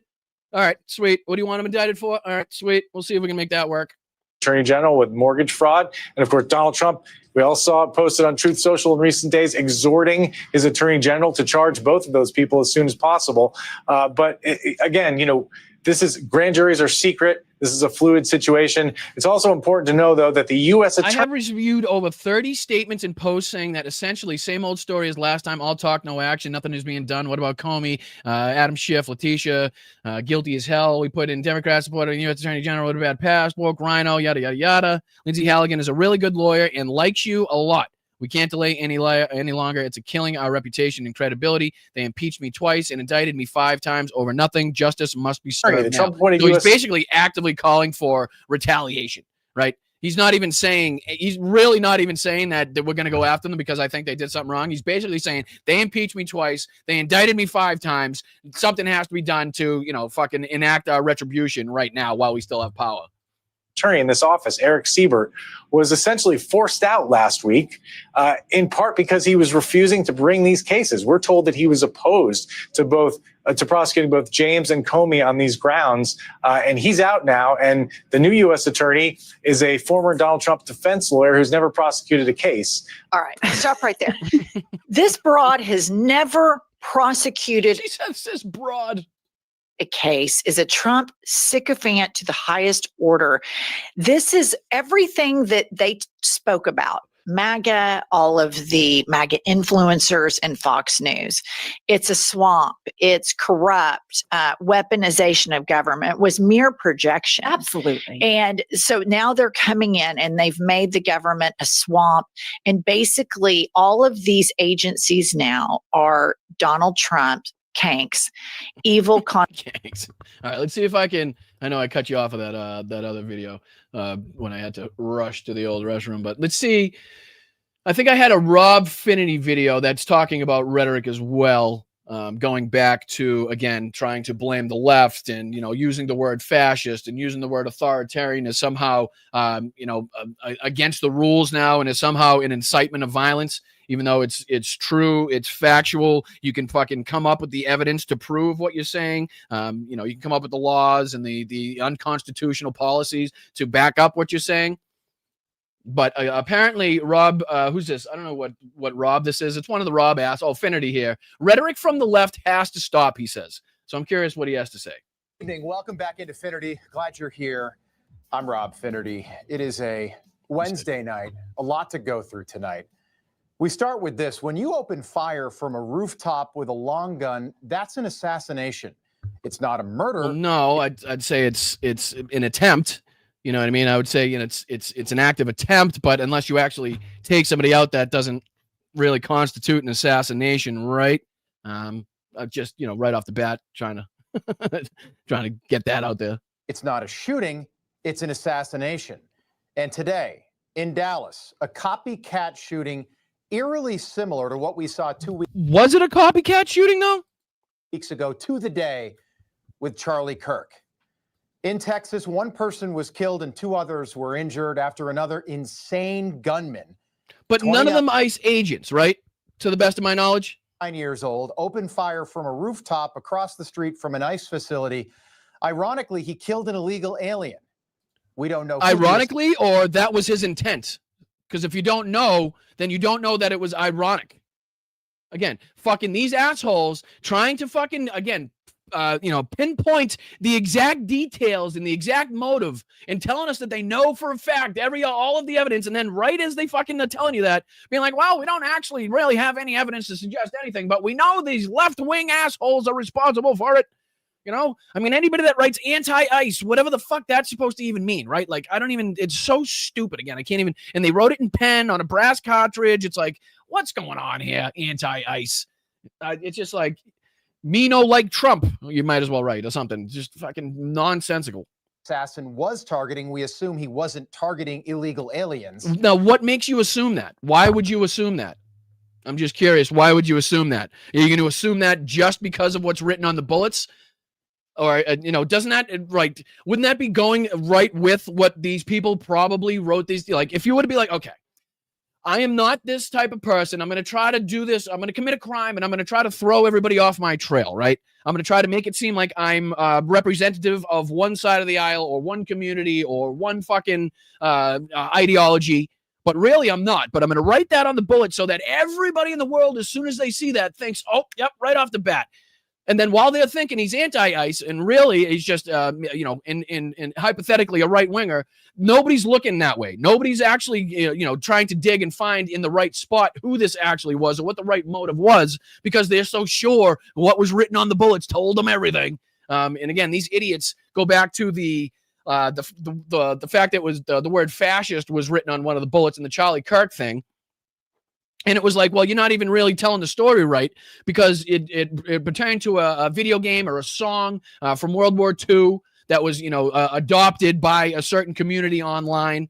Because it's not like left wingers and progressives and liberals are out running around talking about fucking singing the Italian fascist song, like the Italian Antifa song all the time. The shell casings had anti-ICE language on them. One literally. No, they didn't have anti-ICE language on them. It said anti-ICE. Okay, that's literally. Can we just get it right? They didn't have anti-ICE language. It's not. He's trying to make it seem like it suggests that there was multiple fucking sayings on there and had a bunch of fucking paragraphs all against. It just says anti-ICE. That's all it says. Quite literally, anti-ICE on one bullet. And again, that's supposed to be proving us the entirety of the case. ICE, just like the shell casings 2 weeks ago had anti-fascist transgender language on them. Anti-fascist transgender language. What the fuck is transgender language, Rob? Please enlighten me. Enlighten me to what the fuck is transgender language. Do they speak their own language? Again, did you actually do the investigative research and the journalism necessary to figure out what the fucking fascist actually meant when it was written on the bullet in that instance? Did you know that it tied back to a World War II era anti-fascist song? Did you know that it tied back to a video game and that it was kind of adopted and stolen by a certain community to mean something other than its original purpose? Fucking idiots, these guys are. If the assassin today was targeting ICE agents, he missed, and then he took his own life. FBI. Okay. And like, what the fuck are you talking about? Seems to me like the people that, like, again, how he can determine that he was going after the ICE agents and missed all of the ICE agents, but somehow hit the 3 detainees. And that was the fucking, that wasn't the mission, but he actually meant to get the officers. How he knows this, I don't know.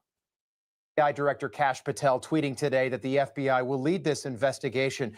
But once again, did he say anything about left-wingers? Did he say anything about left-wing ideology or proof of anything on the cell phone that he found that was connecting him to left-wing groups or anything like that? Anything. Give me something. All people evil? People take that seriously, and people act on it. You mean like, I don't know, like suggesting that Antifa members, even though there's no actual organization, are somehow domestic terrorists? Do you mean like that sort of language? Do you mean like that sort of rhetoric? Do you mean like that sort of law put in place that actively demeans and suggests that people are terrorists because they're anti-fascist? Do you not think that's a problem? Do you not think that's an example of stochastic terrorism, where now these right-wingers think they have it in their fucking greasy palms, the fact that, Antifa has been labeled a domestic terrorist organization, so they have the right to carry out any and all fucking acts in order to save or stop any of these terrorist organizations from spreading their propaganda or ideology? Because it seems to me like they just got carte blanche to again treat Antifa members, even though there's no fucking actual organization or membership dues paid by anybody. It's quite literally just a lifestyle, a way of life, a movement of being against fascism, of being against fascists and authoritarians and dictators. But it seems like that's the real fucking dangerous rhetoric. That's the real danger now posed. Even though, again, in years past, we have been told repeatedly by these law enforcement agencies that white Christian nationalism, these fucking Nazi motherfuckers, are the biggest problem that we face domestically in the United States. Now, of course, we haven't heard much of that since Donald Trump has taken back over. But that was being reported, that was being said by our fucking law enforcement agencies, that these white Christian nationalists were absolutely the biggest fear, the biggest danger that we face inside of this fucking country. And somehow that's gone under the radar. That's fucking been swept right under the rug ever since Donald Trump got back into power here. Saw it 2 weeks ago with Charlie Kirk, and we saw it again this morning, only 8 hours after Gavin Newsom said this on one of those really fair, right down the middle late night shows. Masked men jumping out of unmarked cars, people disappearing, no due process, no oversight, zero accountability happening in the United States of America today. People ask, well, is authoritarianism, you're being hyperbolic? We're being hyperbolic. Where are the lies? Where were the lies in that one? Hold on, let's go back. Let's hear what he had to say again. Let's go, start from the beginning. Start from the beginning. Newsom said this on one of those really fair, right down the middle late night shows. Masked men jumping out of unmarked cars, people disappearing. Yes, masked men jumping out of unmarked cars. Check. Video evidence of that. We know that's happening repeatedly all over the country. Next. No due process. Check. No oversight. Zero Check. Accountability happening in the United States of America today. People check. Ask, well, is authoritarianism, you're being hyperbolic? We're being hyperbolic. If you're a black and brown community, it's here in this country. And so I'm deeply proud that I had the privilege of signing the nation's first bill to address the issue of masking, also to require you have simple identification, to your point. I mean, if some guy jumped out of an unmarked car in a van with a mask on, tried to grab me, I mean, he'd get a fucking teeth full of fist is what he'd get. By definition, you're going to push back. And so these are not just authoritarian tendencies. These are authoritarian actions by an authoritarian government.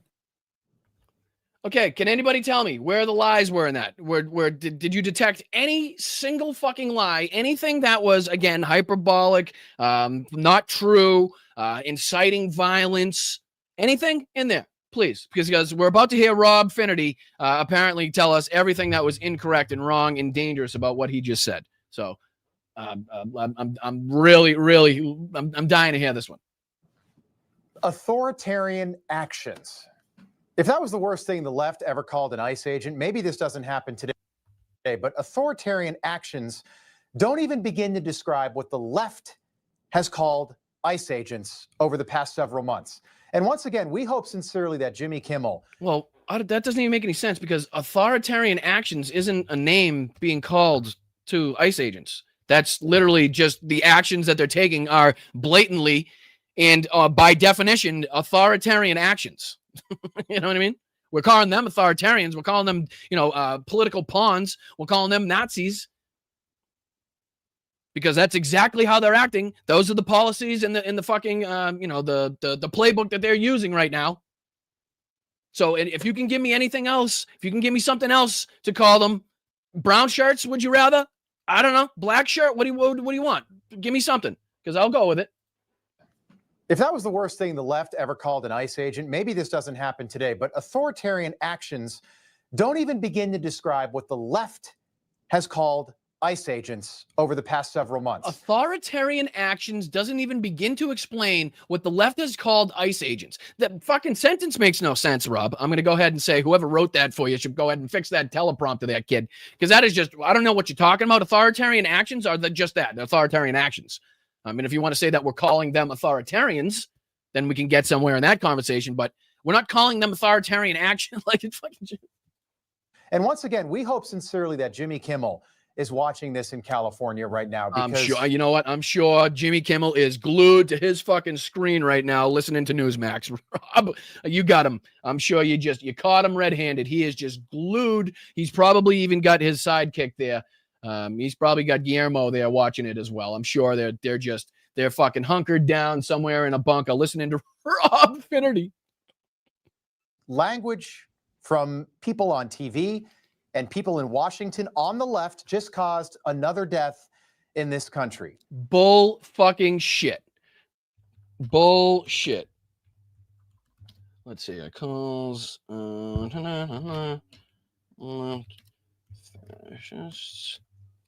See here.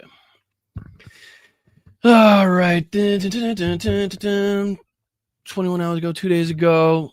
Let's see. I'm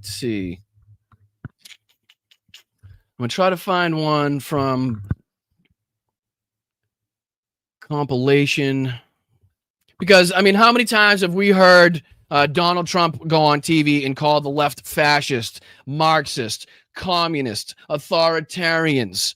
Right, the main political issue, violent, hateful people, right? Let me see here. Compilation. It's going to be tough to find because of the recent news probably taking over everything. Not to mention Trump calling immigrants vermin, talking about poisoning the blood of our country. Let's see what this is here. This is just one. Why Trump's authoritarian language about vermin matters. Let's see here. We pledged to you that we will root out the Marxist, communist, fascist, and radical left thugs that live like vermin within the confines of our country. Now, wouldn't that be considered some of the same rhetoric that Rob Finnerty is now supposedly bashing and railing against? You think he's going to bring this up as part of his little fucking skit here, his show? As an example of how, his dear leader also engages in the same rhetoric. But when he engages in the same rhetoric, it's bullshit, unfounded, and without fucking evidence. When we can back up every single one of our claims that we make, again, of him being a dictatorial piece of shit, him being an authoritarian pussy, right? Like, we can back up every single one of these fucking claims with, again, direct quotes from Mein Kampf, direct fucking links between him and Hitler and fucking Hitler's speeches.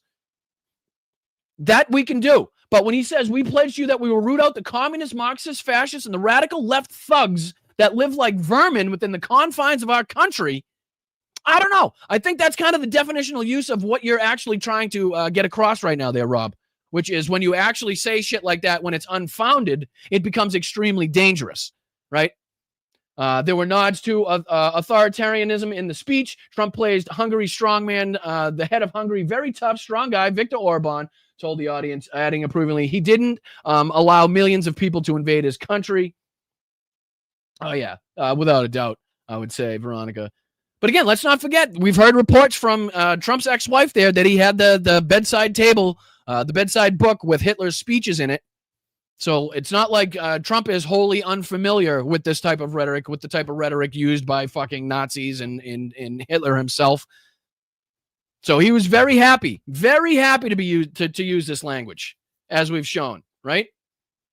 Let's see. Was he with Hannity? Trump. Let's see if I can just pull up the clip real quick. Let's see. Videos.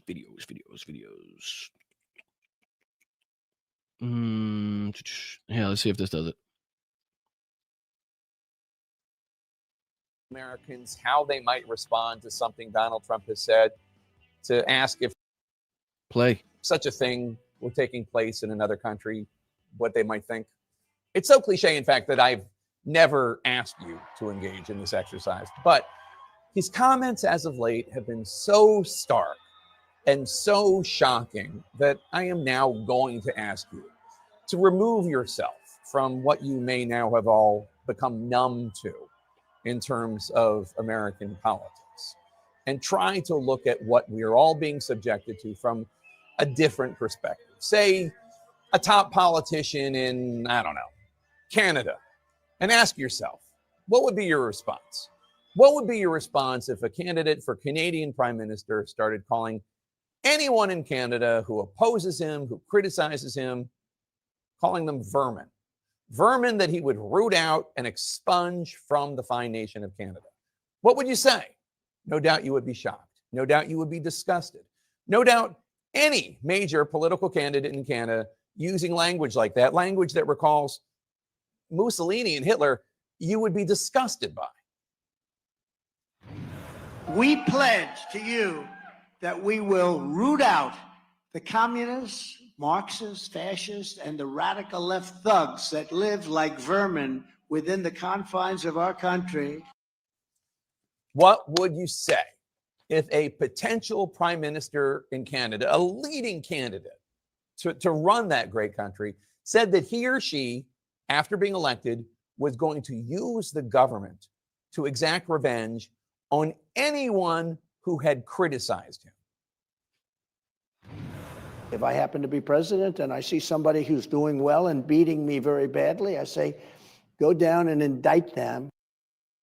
Okay, so you now is this kind of bringing up, like, what are we seeing right now with James Comey, with Letitia James, with Eric Seibert being resigning, and him bringing in his own little fucking prosecutor here? He's doing exactly what he told us he was going to do. Word for word. If I don't think somebody's doing good, if I don't like them, and I don't like what they said, I'm going to send somebody in and indict their ass.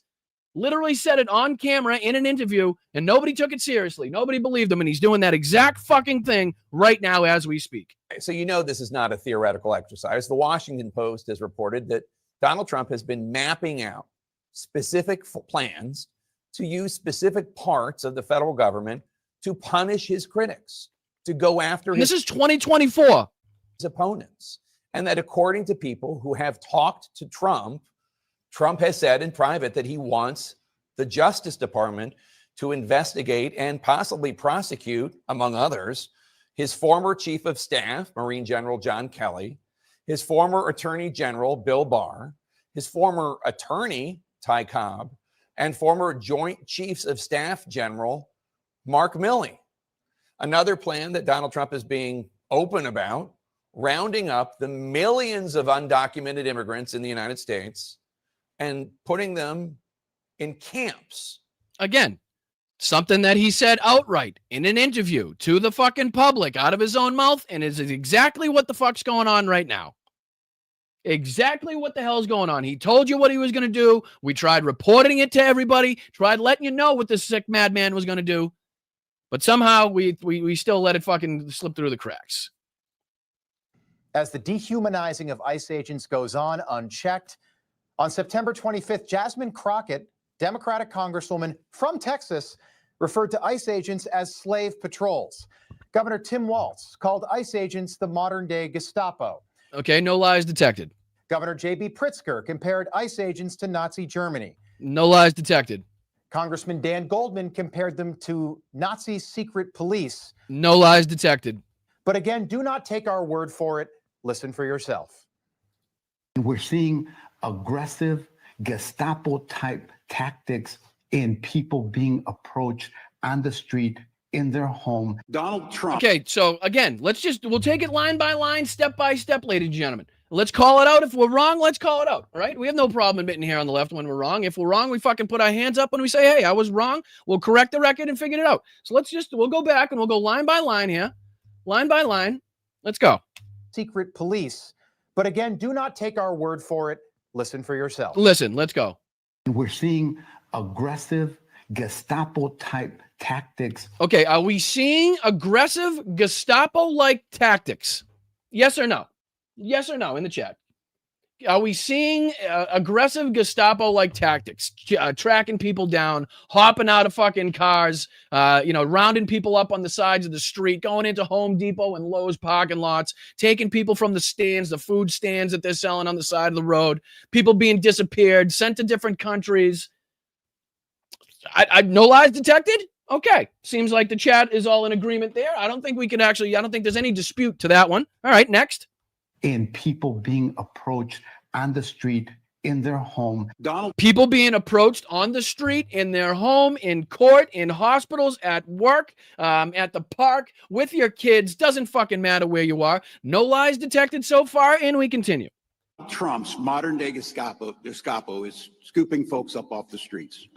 The modern day Gestapo, again, what anybody would fucking look at as the group, what they're doing right now, would have absolutely no problem making the one-to-one relationship, the one-to-one fucking connection between what was happening during Nazi Germany and the roundups and the Gestapo and the SS and the secret police and what's going on right now in the United States. Now, is it a direct parallel? Is everything one-to-one? Of course not. But the same tactics, the same rhetoric, the same approach, the same fear tactics are being used, as we've been continuously telling you guys. It's not the same fucking one-to-one thing, right? But they are using the playbook to enact in their illegal fucking version of their unconstitutional policies, right? Oops, sorry, wrong one. Let's go back to this one. Oh, stop it. Where'd it go? Oh, here it is. Secret police who are masked, who are intimidating, who are scared. Are they police that are secret? Are they law enforcement agents that have masks on and you cannot tell who they are? Is that the truth? Are we speaking facts right now? Are there law enforcement agents currently on the streets of the United States rounding people up they deem as, too fucking brown, with a Spanish sounding last name, the way they look, racial profiling people? Do they have masks on and are they identifying themselves by name? No. So that would make them, therefore, secretive police officers. So secret police. Gestapo-Polizei. People, the combination of these Gestapo-like tactics. When you compare, okay, again, Gestapo-like tactics. Did he say yes? They are definitively the Gestapo. They're the same people. They're the same people with the same intent. No, they are Gestapo-like, meaning you are using the same tactics, using the same rhetoric, using the same fear and intimidation that was used by the Gestapo to enact their policies, right? But you're doing it to enact yours. See how that works? See how we're not we're not saying that it's 19, we're actually not placing you back in Nazi Germany saying that you had a fucking swastika on your arm. I wouldn't doubt it if you did, but again, we're trying to say that you're using the same tactics, you're using the same playbook, whether it be propaganda, control of the media, control over law enforcement, manipulation of the laws, disappearing people, silencing critics, attacking the First Amendment, right? Those are all the same, if not fucking really, if not the direct playbook being used back in the day, right? The old films of the Gestapo grabbing people off the streets of Poland to those nondescript thugs who grabbed that student, that graduate student. It does look like a Rumesa Ozturk, I believe, is who he's talking about. Gestapo operation. A very simple question for anyone on the left watching tonight, and we hope you are. When you speak like that about someone, Yep, go ahead. Over and over, yep, day after day, week after week, what do you think is going to happen? Hopefully our point gets across, and hopefully people start actually noticing that we're not talking out of our ass. We're not being hyperbolic. We're not saying it to fucking scare you. We're not saying it because we like the fucking sound of our voice. We're actually calling out the policies, the rhetoric, the fucking tactics, and the playbook being used by you and your fucking cult, and has been being used for the last 10 years. And the damage that it's done to our society, the damage that it's done to our politics, the number of people that it's taken out, that's what we are actively calling out. That's why we continuously use the names and the words and the rhetoric that we use, because they are fucking justified, they are warranted, and they have actual facts and evidence to back them up. That's why we fucking use them. And the hope is that people understand that we are coming at this from an actual fucking point of view based in reality and what we're seeing now happening on the streets of this fucking country. We'll let you assess at home, but do you think that maybe that type of thing might have an impact on some lost soul somewhere out there in America? And what? So we should be careful. We should not say what we believe, right? As Americans, we should not say or call out what we are seeing in front of our faces, because there may be some, I don't know, guy that takes it the wrong way in some other state or something. Sorry, I'm not going to quell my free speech. I'm not going to fucking stop calling you guys out, because there may or may not be some fucking person that has some mental health issues somewhere else in the United States that may take it upon himself to do something or not do something, right? You're not going to get me. You're not going to intimidate me into silence because of some fucking quack, because of what a couple deranged lunatics decide to carry out on their own fucking time, on their own terms. That ain't got shit to do with me. I didn't hear anybody of these shooters talking about how they watched Boston Bryant and Blunt Politics or fucking Midas Touch or Hal or anybody else and was radicalized by them to the point that they had to put anti-ICE or fucking anything else on the bullet and take people out. I haven't heard that. Nor have I heard anything from this investigation pointing out the fact that, a ton of posts made by this kid or a ton of things that he was looking at and, talking about fascists and Gestapo had something to do with the motive behind this. We think the answer is yes. And the assassination today is just the latest example of a buildup that's been going on for months. In August, there was... Again, he's talking about the killing of detainees. To the best of my knowledge, nobody died besides the detainees. No ICE officer was hurt. No ICE officer was killed. So it's... bomb threat at this exact same Dallas ICE facility. On September 1st, a guillotine, as in off with their heads, was prominently displayed at an ICE protest. Man, it's almost like you should take a look at the actions of this fucking agency and whether or not they're actually grievous enough to instill the reaction from the public like this. Like, man, maybe you should take a step back and be like, wow, if the public's reacting in this fucking fashion, maybe we should actually look at these policies and whether or not we should send these masked fucking lunatics, armed lunatics around to round people up in Home Depot parking lots and send them to fucking El Salvador. I don't know, maybe take a look at fucking, a little look in the mirror there, Chief.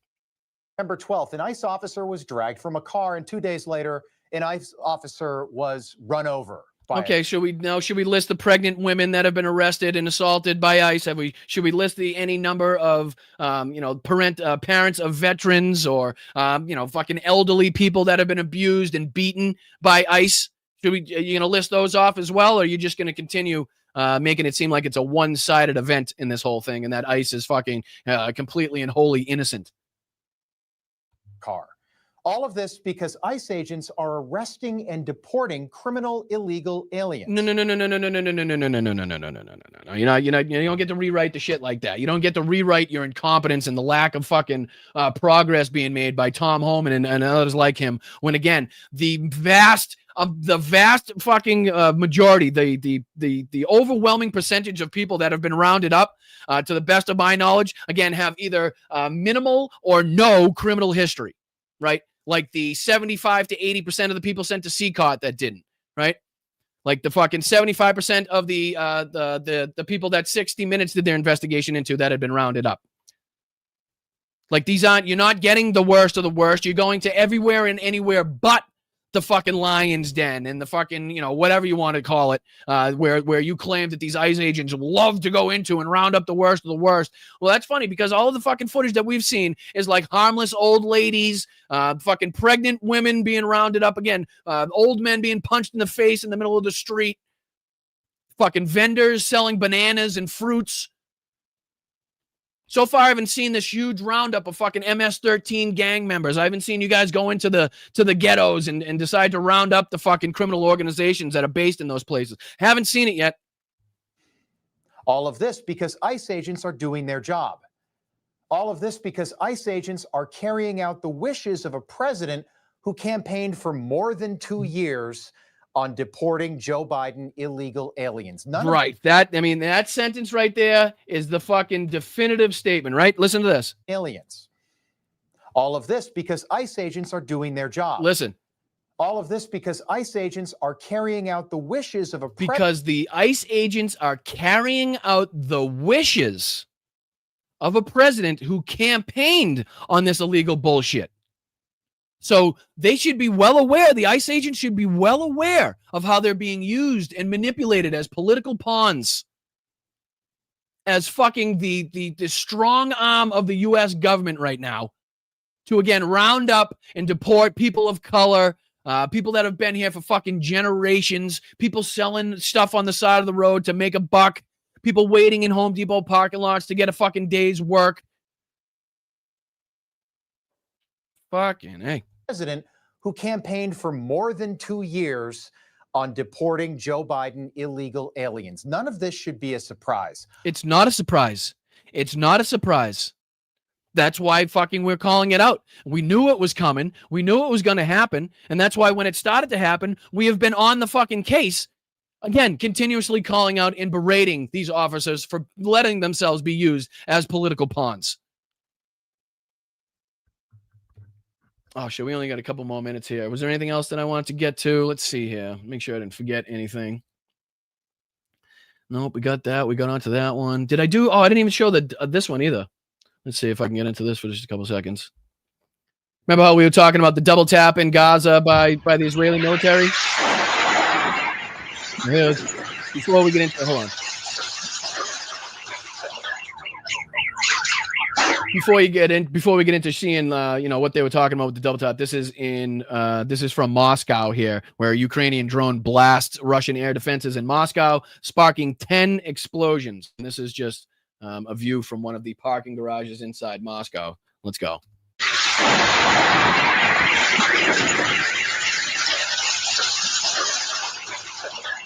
Yeah. Couple of those vehicles might need a car wash.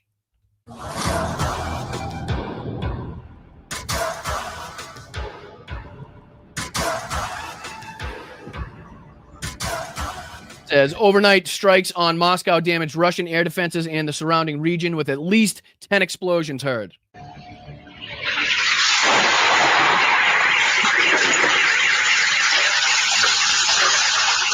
Emergency services worked throughout the night to clear debris as flights to Moscow were diverted.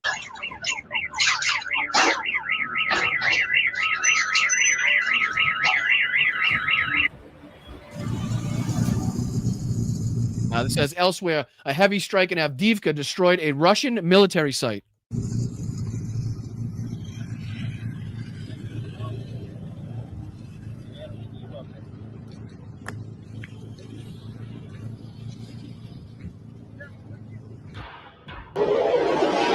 This is fucking terrible too. This is scary shit right here. This is footage captured of a Russian UAV oil depot dangerously close to the Ukrainian firefighters who arrived at the first hit, right? So this is the example of their double strike, their double tap that they're doing. So they'll strike, they'll wait for the fucking firefighters to get on scene, they'll wait for the first aid responders, the first responders to get on scene, and then they'll go in and do what Israel does, and they'll send in 2 or 3 more drones to increase and multiply the devastation. But look at how close these firefighters come to getting hit by this. One of them even has to jump in. I believe there's like a lake or a pond, has to jump into the lake or a pond. So you'll see, I'll rewind it just a second. You'll actually see the drone come from right to left. And then afterwards, you'll get to see just how close this fucking explosion was to these people.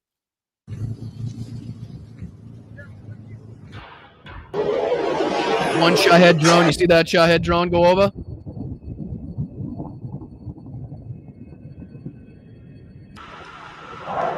So this is the firefighter actively videoing, walking to what was, a location of a previous strike, already struck. You can see the second Shahed drone just went over. He crouches down, gets next to the wall. You can see the explosion happen just over here. To the left, you can see another firefighter running just near the pond there. One of them actually had to dive into. You can see 1, 2, 3. One of them's crawling. One state emergency service worker narrowly avoided the strike and had to jump into the water to escape the explosion. But wait till you see how close the flames are to where they are.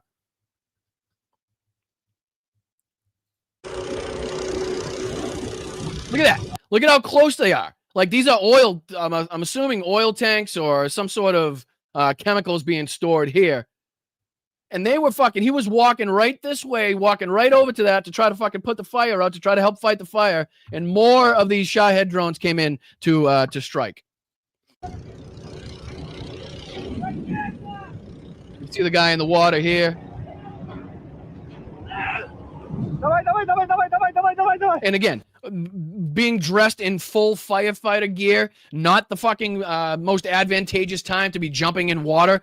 I can assure you, when your boots fill up, when your fucking pants and your coat is full of water, it becomes very difficult to stay on top. So he's in a very dangerous situation right here, regardless. Look at, he's just trying to stay above the water. Come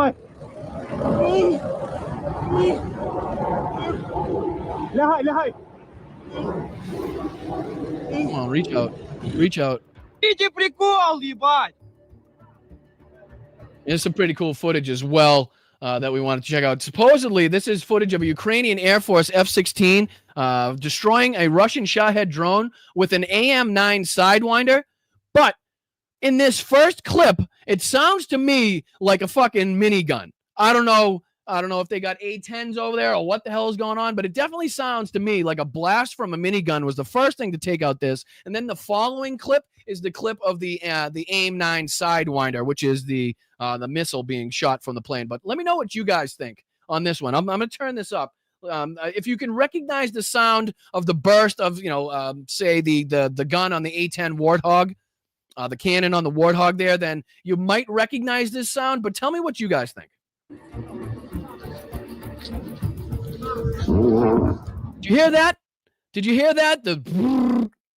Right? Let me play it one more time. Did you hear that?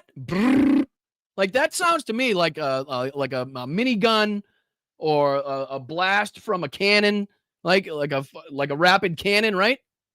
That you don't hear that sound when an AIM Sidewinder is released or shot. That's just not the sound that you hear. Let me get one more time. I want to know what you guys think. I'll get it to you one more time. Turn it up. You'll hear the.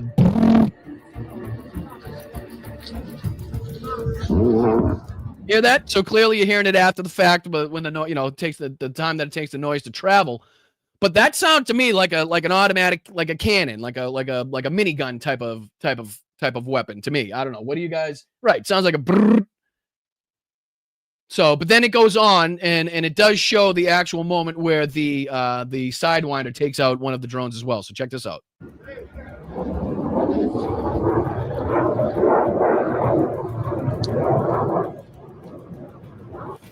So this is where you'll see here. You can make out the plane here, and this is where you'll see the Sidewinder, the air-to-air missile being launched from this plane. That's how you can definitively tell that this is the Sidewinder. Ready? Missile launch, strikes target. Right. So that's what a Sidewinder would look like. You're not going to hear a brrr. Let me see what you get.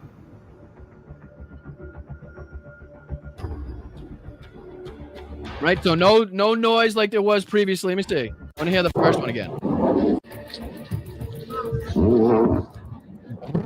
Like, I don't know. Just to me, that sounded very much like the for example, the gun on the A-10. But go figure on that one. I'm sure that there's any number of explanations that could be heard. But let's see if we can get back to the Sidewinder here. I think this is some pretty cool footage to actually see an F-16 using its AIM-9 Sidewinders to take out a drone is pretty cool fucking footage, guys, I have to say.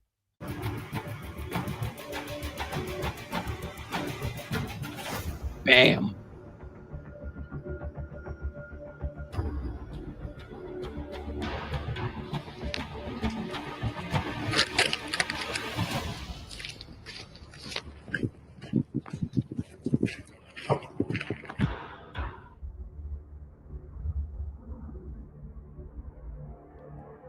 So this might be the same interaction now from the footage from the actual jet itself.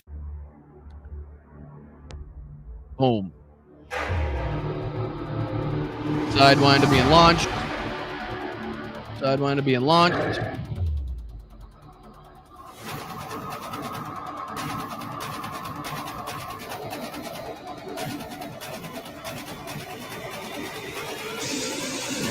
Look at those fucking things. Badass. Troops of the 5th Assault Brigade struck 2 Russian guns and self-propelled artillery systems. Let's see those things blow up, please.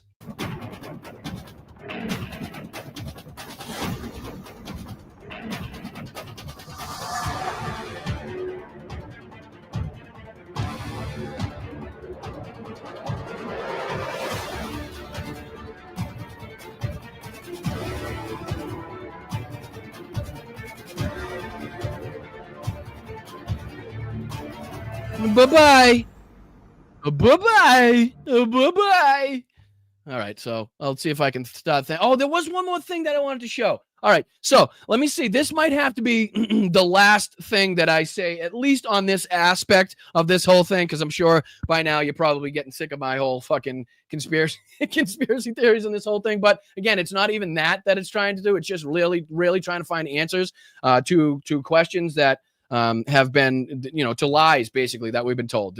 We've been fed nothing but lies. But if this doesn't definitively, at least in my eyes, prove to you that it wasn't a 30-06 that hit Charlie Kirk, then I don't know what will, right? So I'm just going to leave this here with you guys. I'm going to go through this. And again, this isn't going to show anything or anything bad, but I just wanted to leave this here with you. All right. So this is just a demonstration with a gelatin's fucking, what do you call these things? Why can't I think of what it's called? Why can't I think of what it's called right now? What do you call them? A ballistics gel dummy. Sorry, for some reason I couldn't think of it. So this is a ballistics gel dummy set up with the bone, so to fake the cartilage, to basically reenact what it would be like, right, for these bullets to hit. Now, this is again. No, this is already, they haven't done anything with it yet. This is just one of their old, I'm assuming one of their old dummies that they're just trying to prove a point with. They haven't really done anything with it yet. But check this out. Good job, guard dog. That absolutely stopped it. Yeah, that's crazy. Saved his life. Let's shoot him. He needs some milk. All right, so that's a 30-06. I'm not sure what the distance is, but let's just see the slow motion of this. Dude, that blew the 2x4 in half. That was the coolest part. All right, so first thing that we want to notice, and again, this is just a dummy. This is just a ballistics gel dummy. Let's not go fucking crazy here. I'm just trying to prove a point. This is a lot more mass that this bullet would have to penetrate and go through than it did having to go through Charlie's neck, correct? All right, sorry to be graphic, but I'm just trying to make this point real quick and I'll get you guys out of here. It's got to go through the rib cage. It's got to go through the lungs, the heart, the fucking possible hitting the spine and the back after. So it's got to go through much more mass than just Charlie's neck. Let's see if that much more mass, if the bone and the tissue and the cartilage that's being represented here stops the bullet like the magic bullet that was stopped by Charlie's neck. Let's just see here. That 2x4 is cool. There is. That's almost the entire bullet there. Oh wait, is that the steel core? Steel core, and that's copper. Oh, I bet it is. Yeah, good eye. So not only did it go through and through the ribs, through your lungs, through your fucking everything, but it took out the 2x4 behind you and still kept fucking going.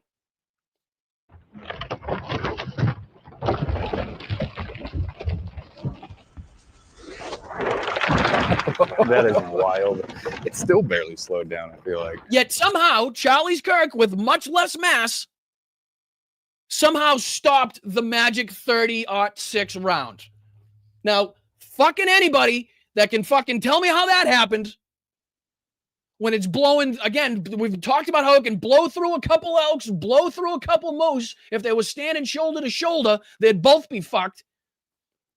But somehow, some way, the laws of gravity and physics and everything else didn't fucking come to work on the day Charlie Kirk was shot. I don't know. It's crazy how much it diverted that steel core up. Yeah. That Look at wound the cavity spine is coming out of I mean, it. then look at the exit wound, dude. It's like a fucking basketball came through that shit. I mean, honestly, and I'm not trying to be gruesome. I'm not trying to fucking gross you out. I'm not trying to do any of that. I promise. And it's a gelatin fucking thing. But can we at least say that like something like it does not add up? That is a grapefruit softball, soccer ball size fucking wound.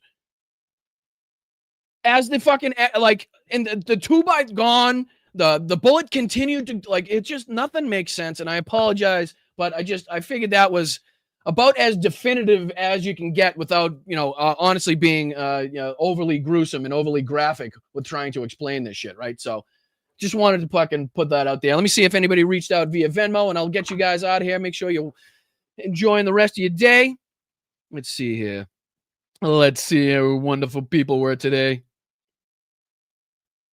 Oh, thank you guys. You guys are so JD, Nancy. Let's see here. Teague, Jim, Allison, Nancy again, Nicole. You guys are all fantastic and go so far in helping me and helping this channel stay on and being able to continue to run this day in and day out. So thank you guys to everybody on the old Venmos there. Let me reach out and thank everybody that reached out through Venmo and either reached a milestone or a super chat or a super sticker or, just in any way contributed to the financial support of this show, which unfortunately I have to continuously ask for, continuously remind you guys that, yes, this is 100% true independent media, not owned or operated or affiliated to any one organization, fucking company, anything like that. I am 100% fully funded by you amazing and wonderful people that are watching in the audience. So that's why I ask you to continuously share the show. Please share it out to other people so we can, again, spread the burden that I have continued to place upon you guys and that you have continually stepped up to the plate to show me. So Petrazi, thank you so much for being here for 15 months. That's amazing. I appreciate you. I love that you guys appreciate the show too. Thank you so much, Nordez, as always, for the 5 gifted memberships. Please make sure if you received any of the 5 gifted memberships from Nordez that you are thanking him and thanking him for his contributions to the channel. Michael McAndrews, thank you, dude, so much as always for your kind and generous $20 with the super sticker. I really do appreciate it. Gamer 100 being here for 3 months. Let's fucking go, dude. Appreciate your support. Appreciate always seeing you in the chat now. It is awesome. I do really thank you guys for continuously showing up for me. Colleen says, how is no one talking about the president of Colombia's speech at the UNGA? He called out Trump in many ways, asked about criminal charges. I'll have to take a look at that. We'll see if we cover at what's today, Thursday. We'll have to do it Sunday, but I appreciate you, Colleen, for pointing that out. Sometimes some of those things just slip through the cracks. So let's see here. Jen, how are you? I miss my lobster fam. Hope everything's going well. Thank you for the kind contribution. Thank you for being here for 13 months. Hope everything's going well with you. Don't get yourself in any trouble with the with any political leanings. I appreciate that, though. Thank you, Loretta. Been here for 4 months. Quick question. How's holding the cards? How's holding the cards? Quick question. How's holding the cards? I'm not sure. I hold 0 cards. I hold none of the cards. Are you asking who's holding the cards? Right now, I'd say that Ukraine is holding more of the cards, if that's what you're talking about. I think right now they have still the longevity in the ability to continue to put up huge resistance and, again, attack back and take back more land. Far more than I have any confidence in the ability of the Russian military to sustain anything like what they've been putting up so far. So if that's hopefully what you were talking about, if not, I apologize. That's my fault. Just Julie, thank you so much for being here for 13 months. Love you, Jules. I appreciate you. Thank you so much for your support. Loretta, I appreciate. Oh, who's holding the cards? All right, I got you. My apologies. I got you now. Sorry to make you spend an extra $10 to correct it. But I appreciate you, Loretta. I really do. As always, all of your contributions are very kind and generous and go a long way in helping this channel. So not only that, but Steven as well. Brian will be speaking Russian within 4 years. it's a beautiful language. I won't lie. You know what I mean? It is a beautiful language, as are many other foreign languages. But I don't see myself being fluent in Russian anytime soon. So I appreciate it, Stephen. Thank you for being here for 10 months, buddy. And thank you, JD, to wrap it up. I really do appreciate you, dude. Thank you for everything that you do for this channel. You are appreciated.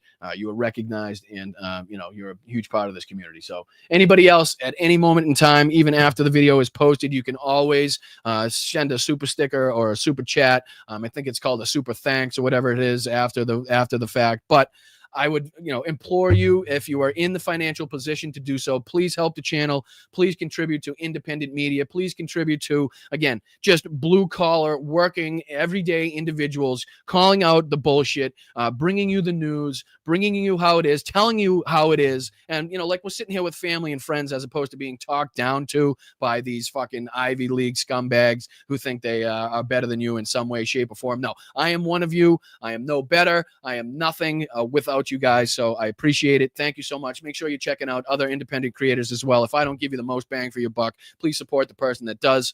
But if it is me, please think about reaching out either via Venmo, which is up in the corner. You can become a channel member here on YouTube for as little as $2.99 for an entire month. I mean, I don't know what more value, how much more bang for your buck you could possibly want, but for $2.99 to be able to become a member and help this channel in a huge way. Also at patreon.com/BostonBrian. The members, the Patreon people, and the people that continuously are sharing and contributing in the chat. You guys are the backbone, the spine, the glue that holds this channel together. And I just want to make sure that I thank you and let you know that you are appreciated. And it is very much recognized that you have helped me clear this path and helped me, forge this future, hopefully in this line of work. So thank you guys. I wish there was more. I wish there was more I could kind of express for my appreciation to you guys. But have a nice day. I appreciate it. Enjoy it. Make sure you're getting out there. Stay loud, stay proud, stay aggressive. Find your nearest rally, find your nearest protest, get people involved, but keep your head on a swivel. Make sure you're staying safe out there. Thank you guys for everything that you do. I'll see you Sunday. Make sure you're hitting that notification bell. That way it tells you every time I go live. You don't have to remember. And yeah, it's all because of you that I am able to do this. So thank you, thank you, thank you. And happy birthday to Hal. I want to make sure to put that out there. I believe I got that right. Today is Hal's birthday. So Hal, happy birthday, my friend. Thank you for everything that you do for the community, for the for the goals. Thank you so much for everything you've done for this channel and all the help that you've shown me as well. I hope you have a wonderful day, my man. I appreciate it, and thank you. I'll see you guys Sunday. All right, I appreciate it. I'm Boston Brian. This is Blunt Politics. Hit that like on the way out, please. Share the show. We're on the way to 15K. Oh, and don't forget, we got our Zoom tonight. VIP Zoom tonight, baby. Where is it? Here we go. September 25th, VIP Zoom. So anybody signed up before 8 o'clock tonight on patreon.com/BostonBrian at the VIP level, I will see you. You are eligible to hop into our Zoom chat tonight. Again, we just kind of shoot the shit. It's a little bit more intimate, better way to get to know each other a little bit more personally. We talk about the weather. You talk about fucking whatever you want. Your pets, doesn't matter. It doesn't have to relate to politics, but it's a really good way to meet face to face and put a face behind the screen name and to. It demonstrates again just how much bigger X to this channel and just show you how much it means. So thank you guys. I appreciate it. I'll see a bunch of you guys tonight. And if not, I'll see you guys Sunday. All right. Appreciate you guys. Bye.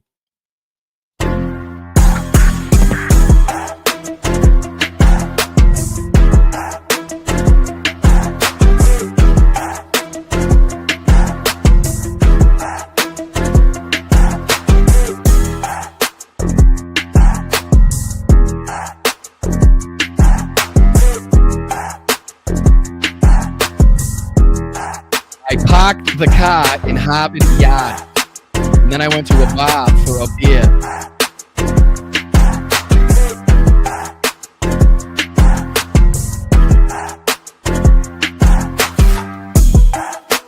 You absolutely do not. You absolutely do not.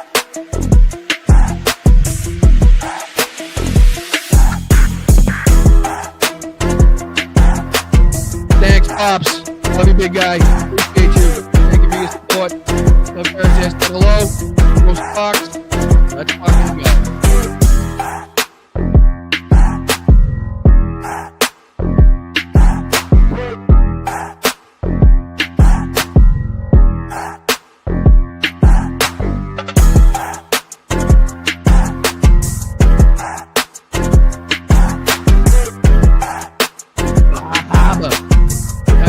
fucking the catamaran out of Baja. The old fucking over to Nova Scotia, Baja.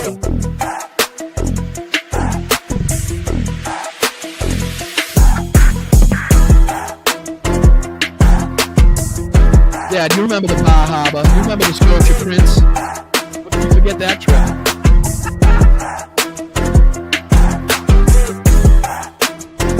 Thank you, WW. Appreciate that. Very, very nice of you. I appreciate that a lot.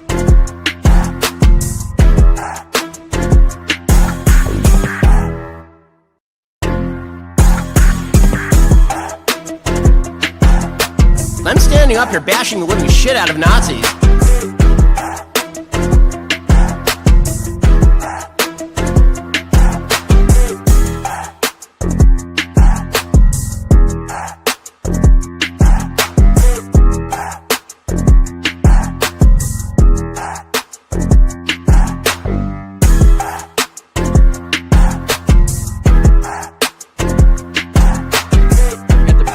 At Bar Harbor, then we had to go to Nova Scotia. We had to get a beer. The bar was closed, unfortunately.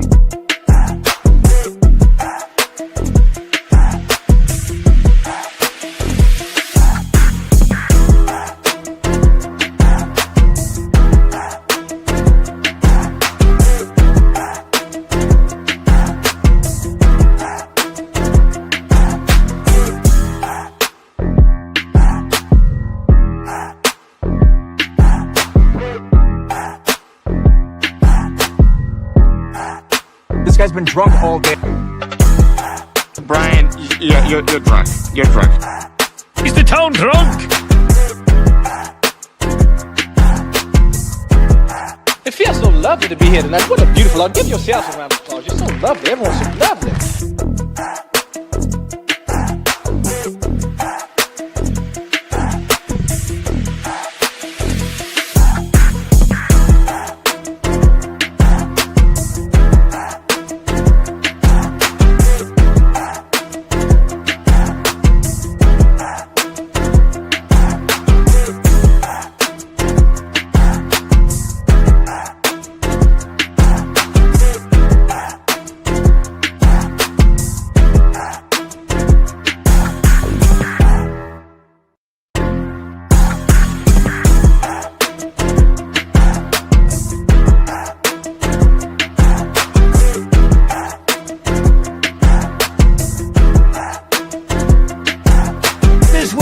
Reported that an illegal alien, and you just look at this, what's happening. Vagina.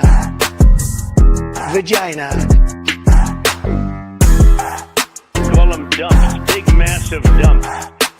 Oh, get those lights off! Off! Turn them off, they're too bright, turn them off! I'm just an average guy who read public documents where the elite said they were going to enslave us and destroy America, and I'm not going to be like yuppie scum and deny the threat to my country. I'm going to fight back. Bad news, bad news. Even when it's good news, it's bad news. I am the chosen one. Or go fuck yourself. How do you lie to the FBI and now you're running for president? Seriously. How do you lie to the FBI and now you're running for president? Get off my plane. I am the chosen one. Tell the director to call the White House. Do your fucking job. Eating the dogs. The water coming here is dead. The water coming here is dead. The water coming here is dead. There's a fly. Oh, I wonder where the fly came from. The water coming here is dead. Wrong. They're eating the dogs. The people that came in, they're wrong. You know what uranium is, right? This thing called nuclear weapons and other things like wrong. Gettysburg, what an unbelievable battle that was, the battle wrong.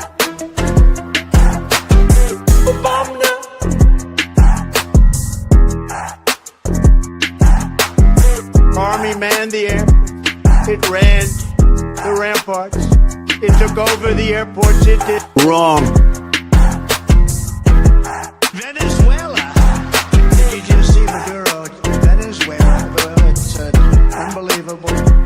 When you ran out the healthy arms, you ran out of really healthy. They had great arms, but they ran out. It's called sports. It's called baseball in particular.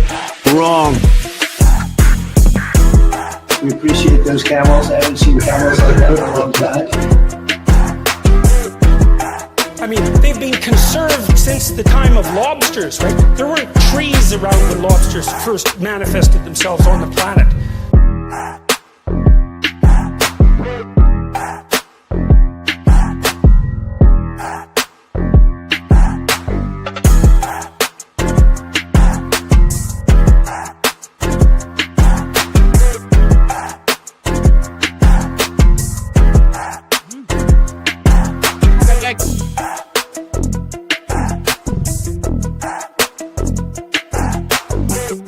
Where you going? Nowhere.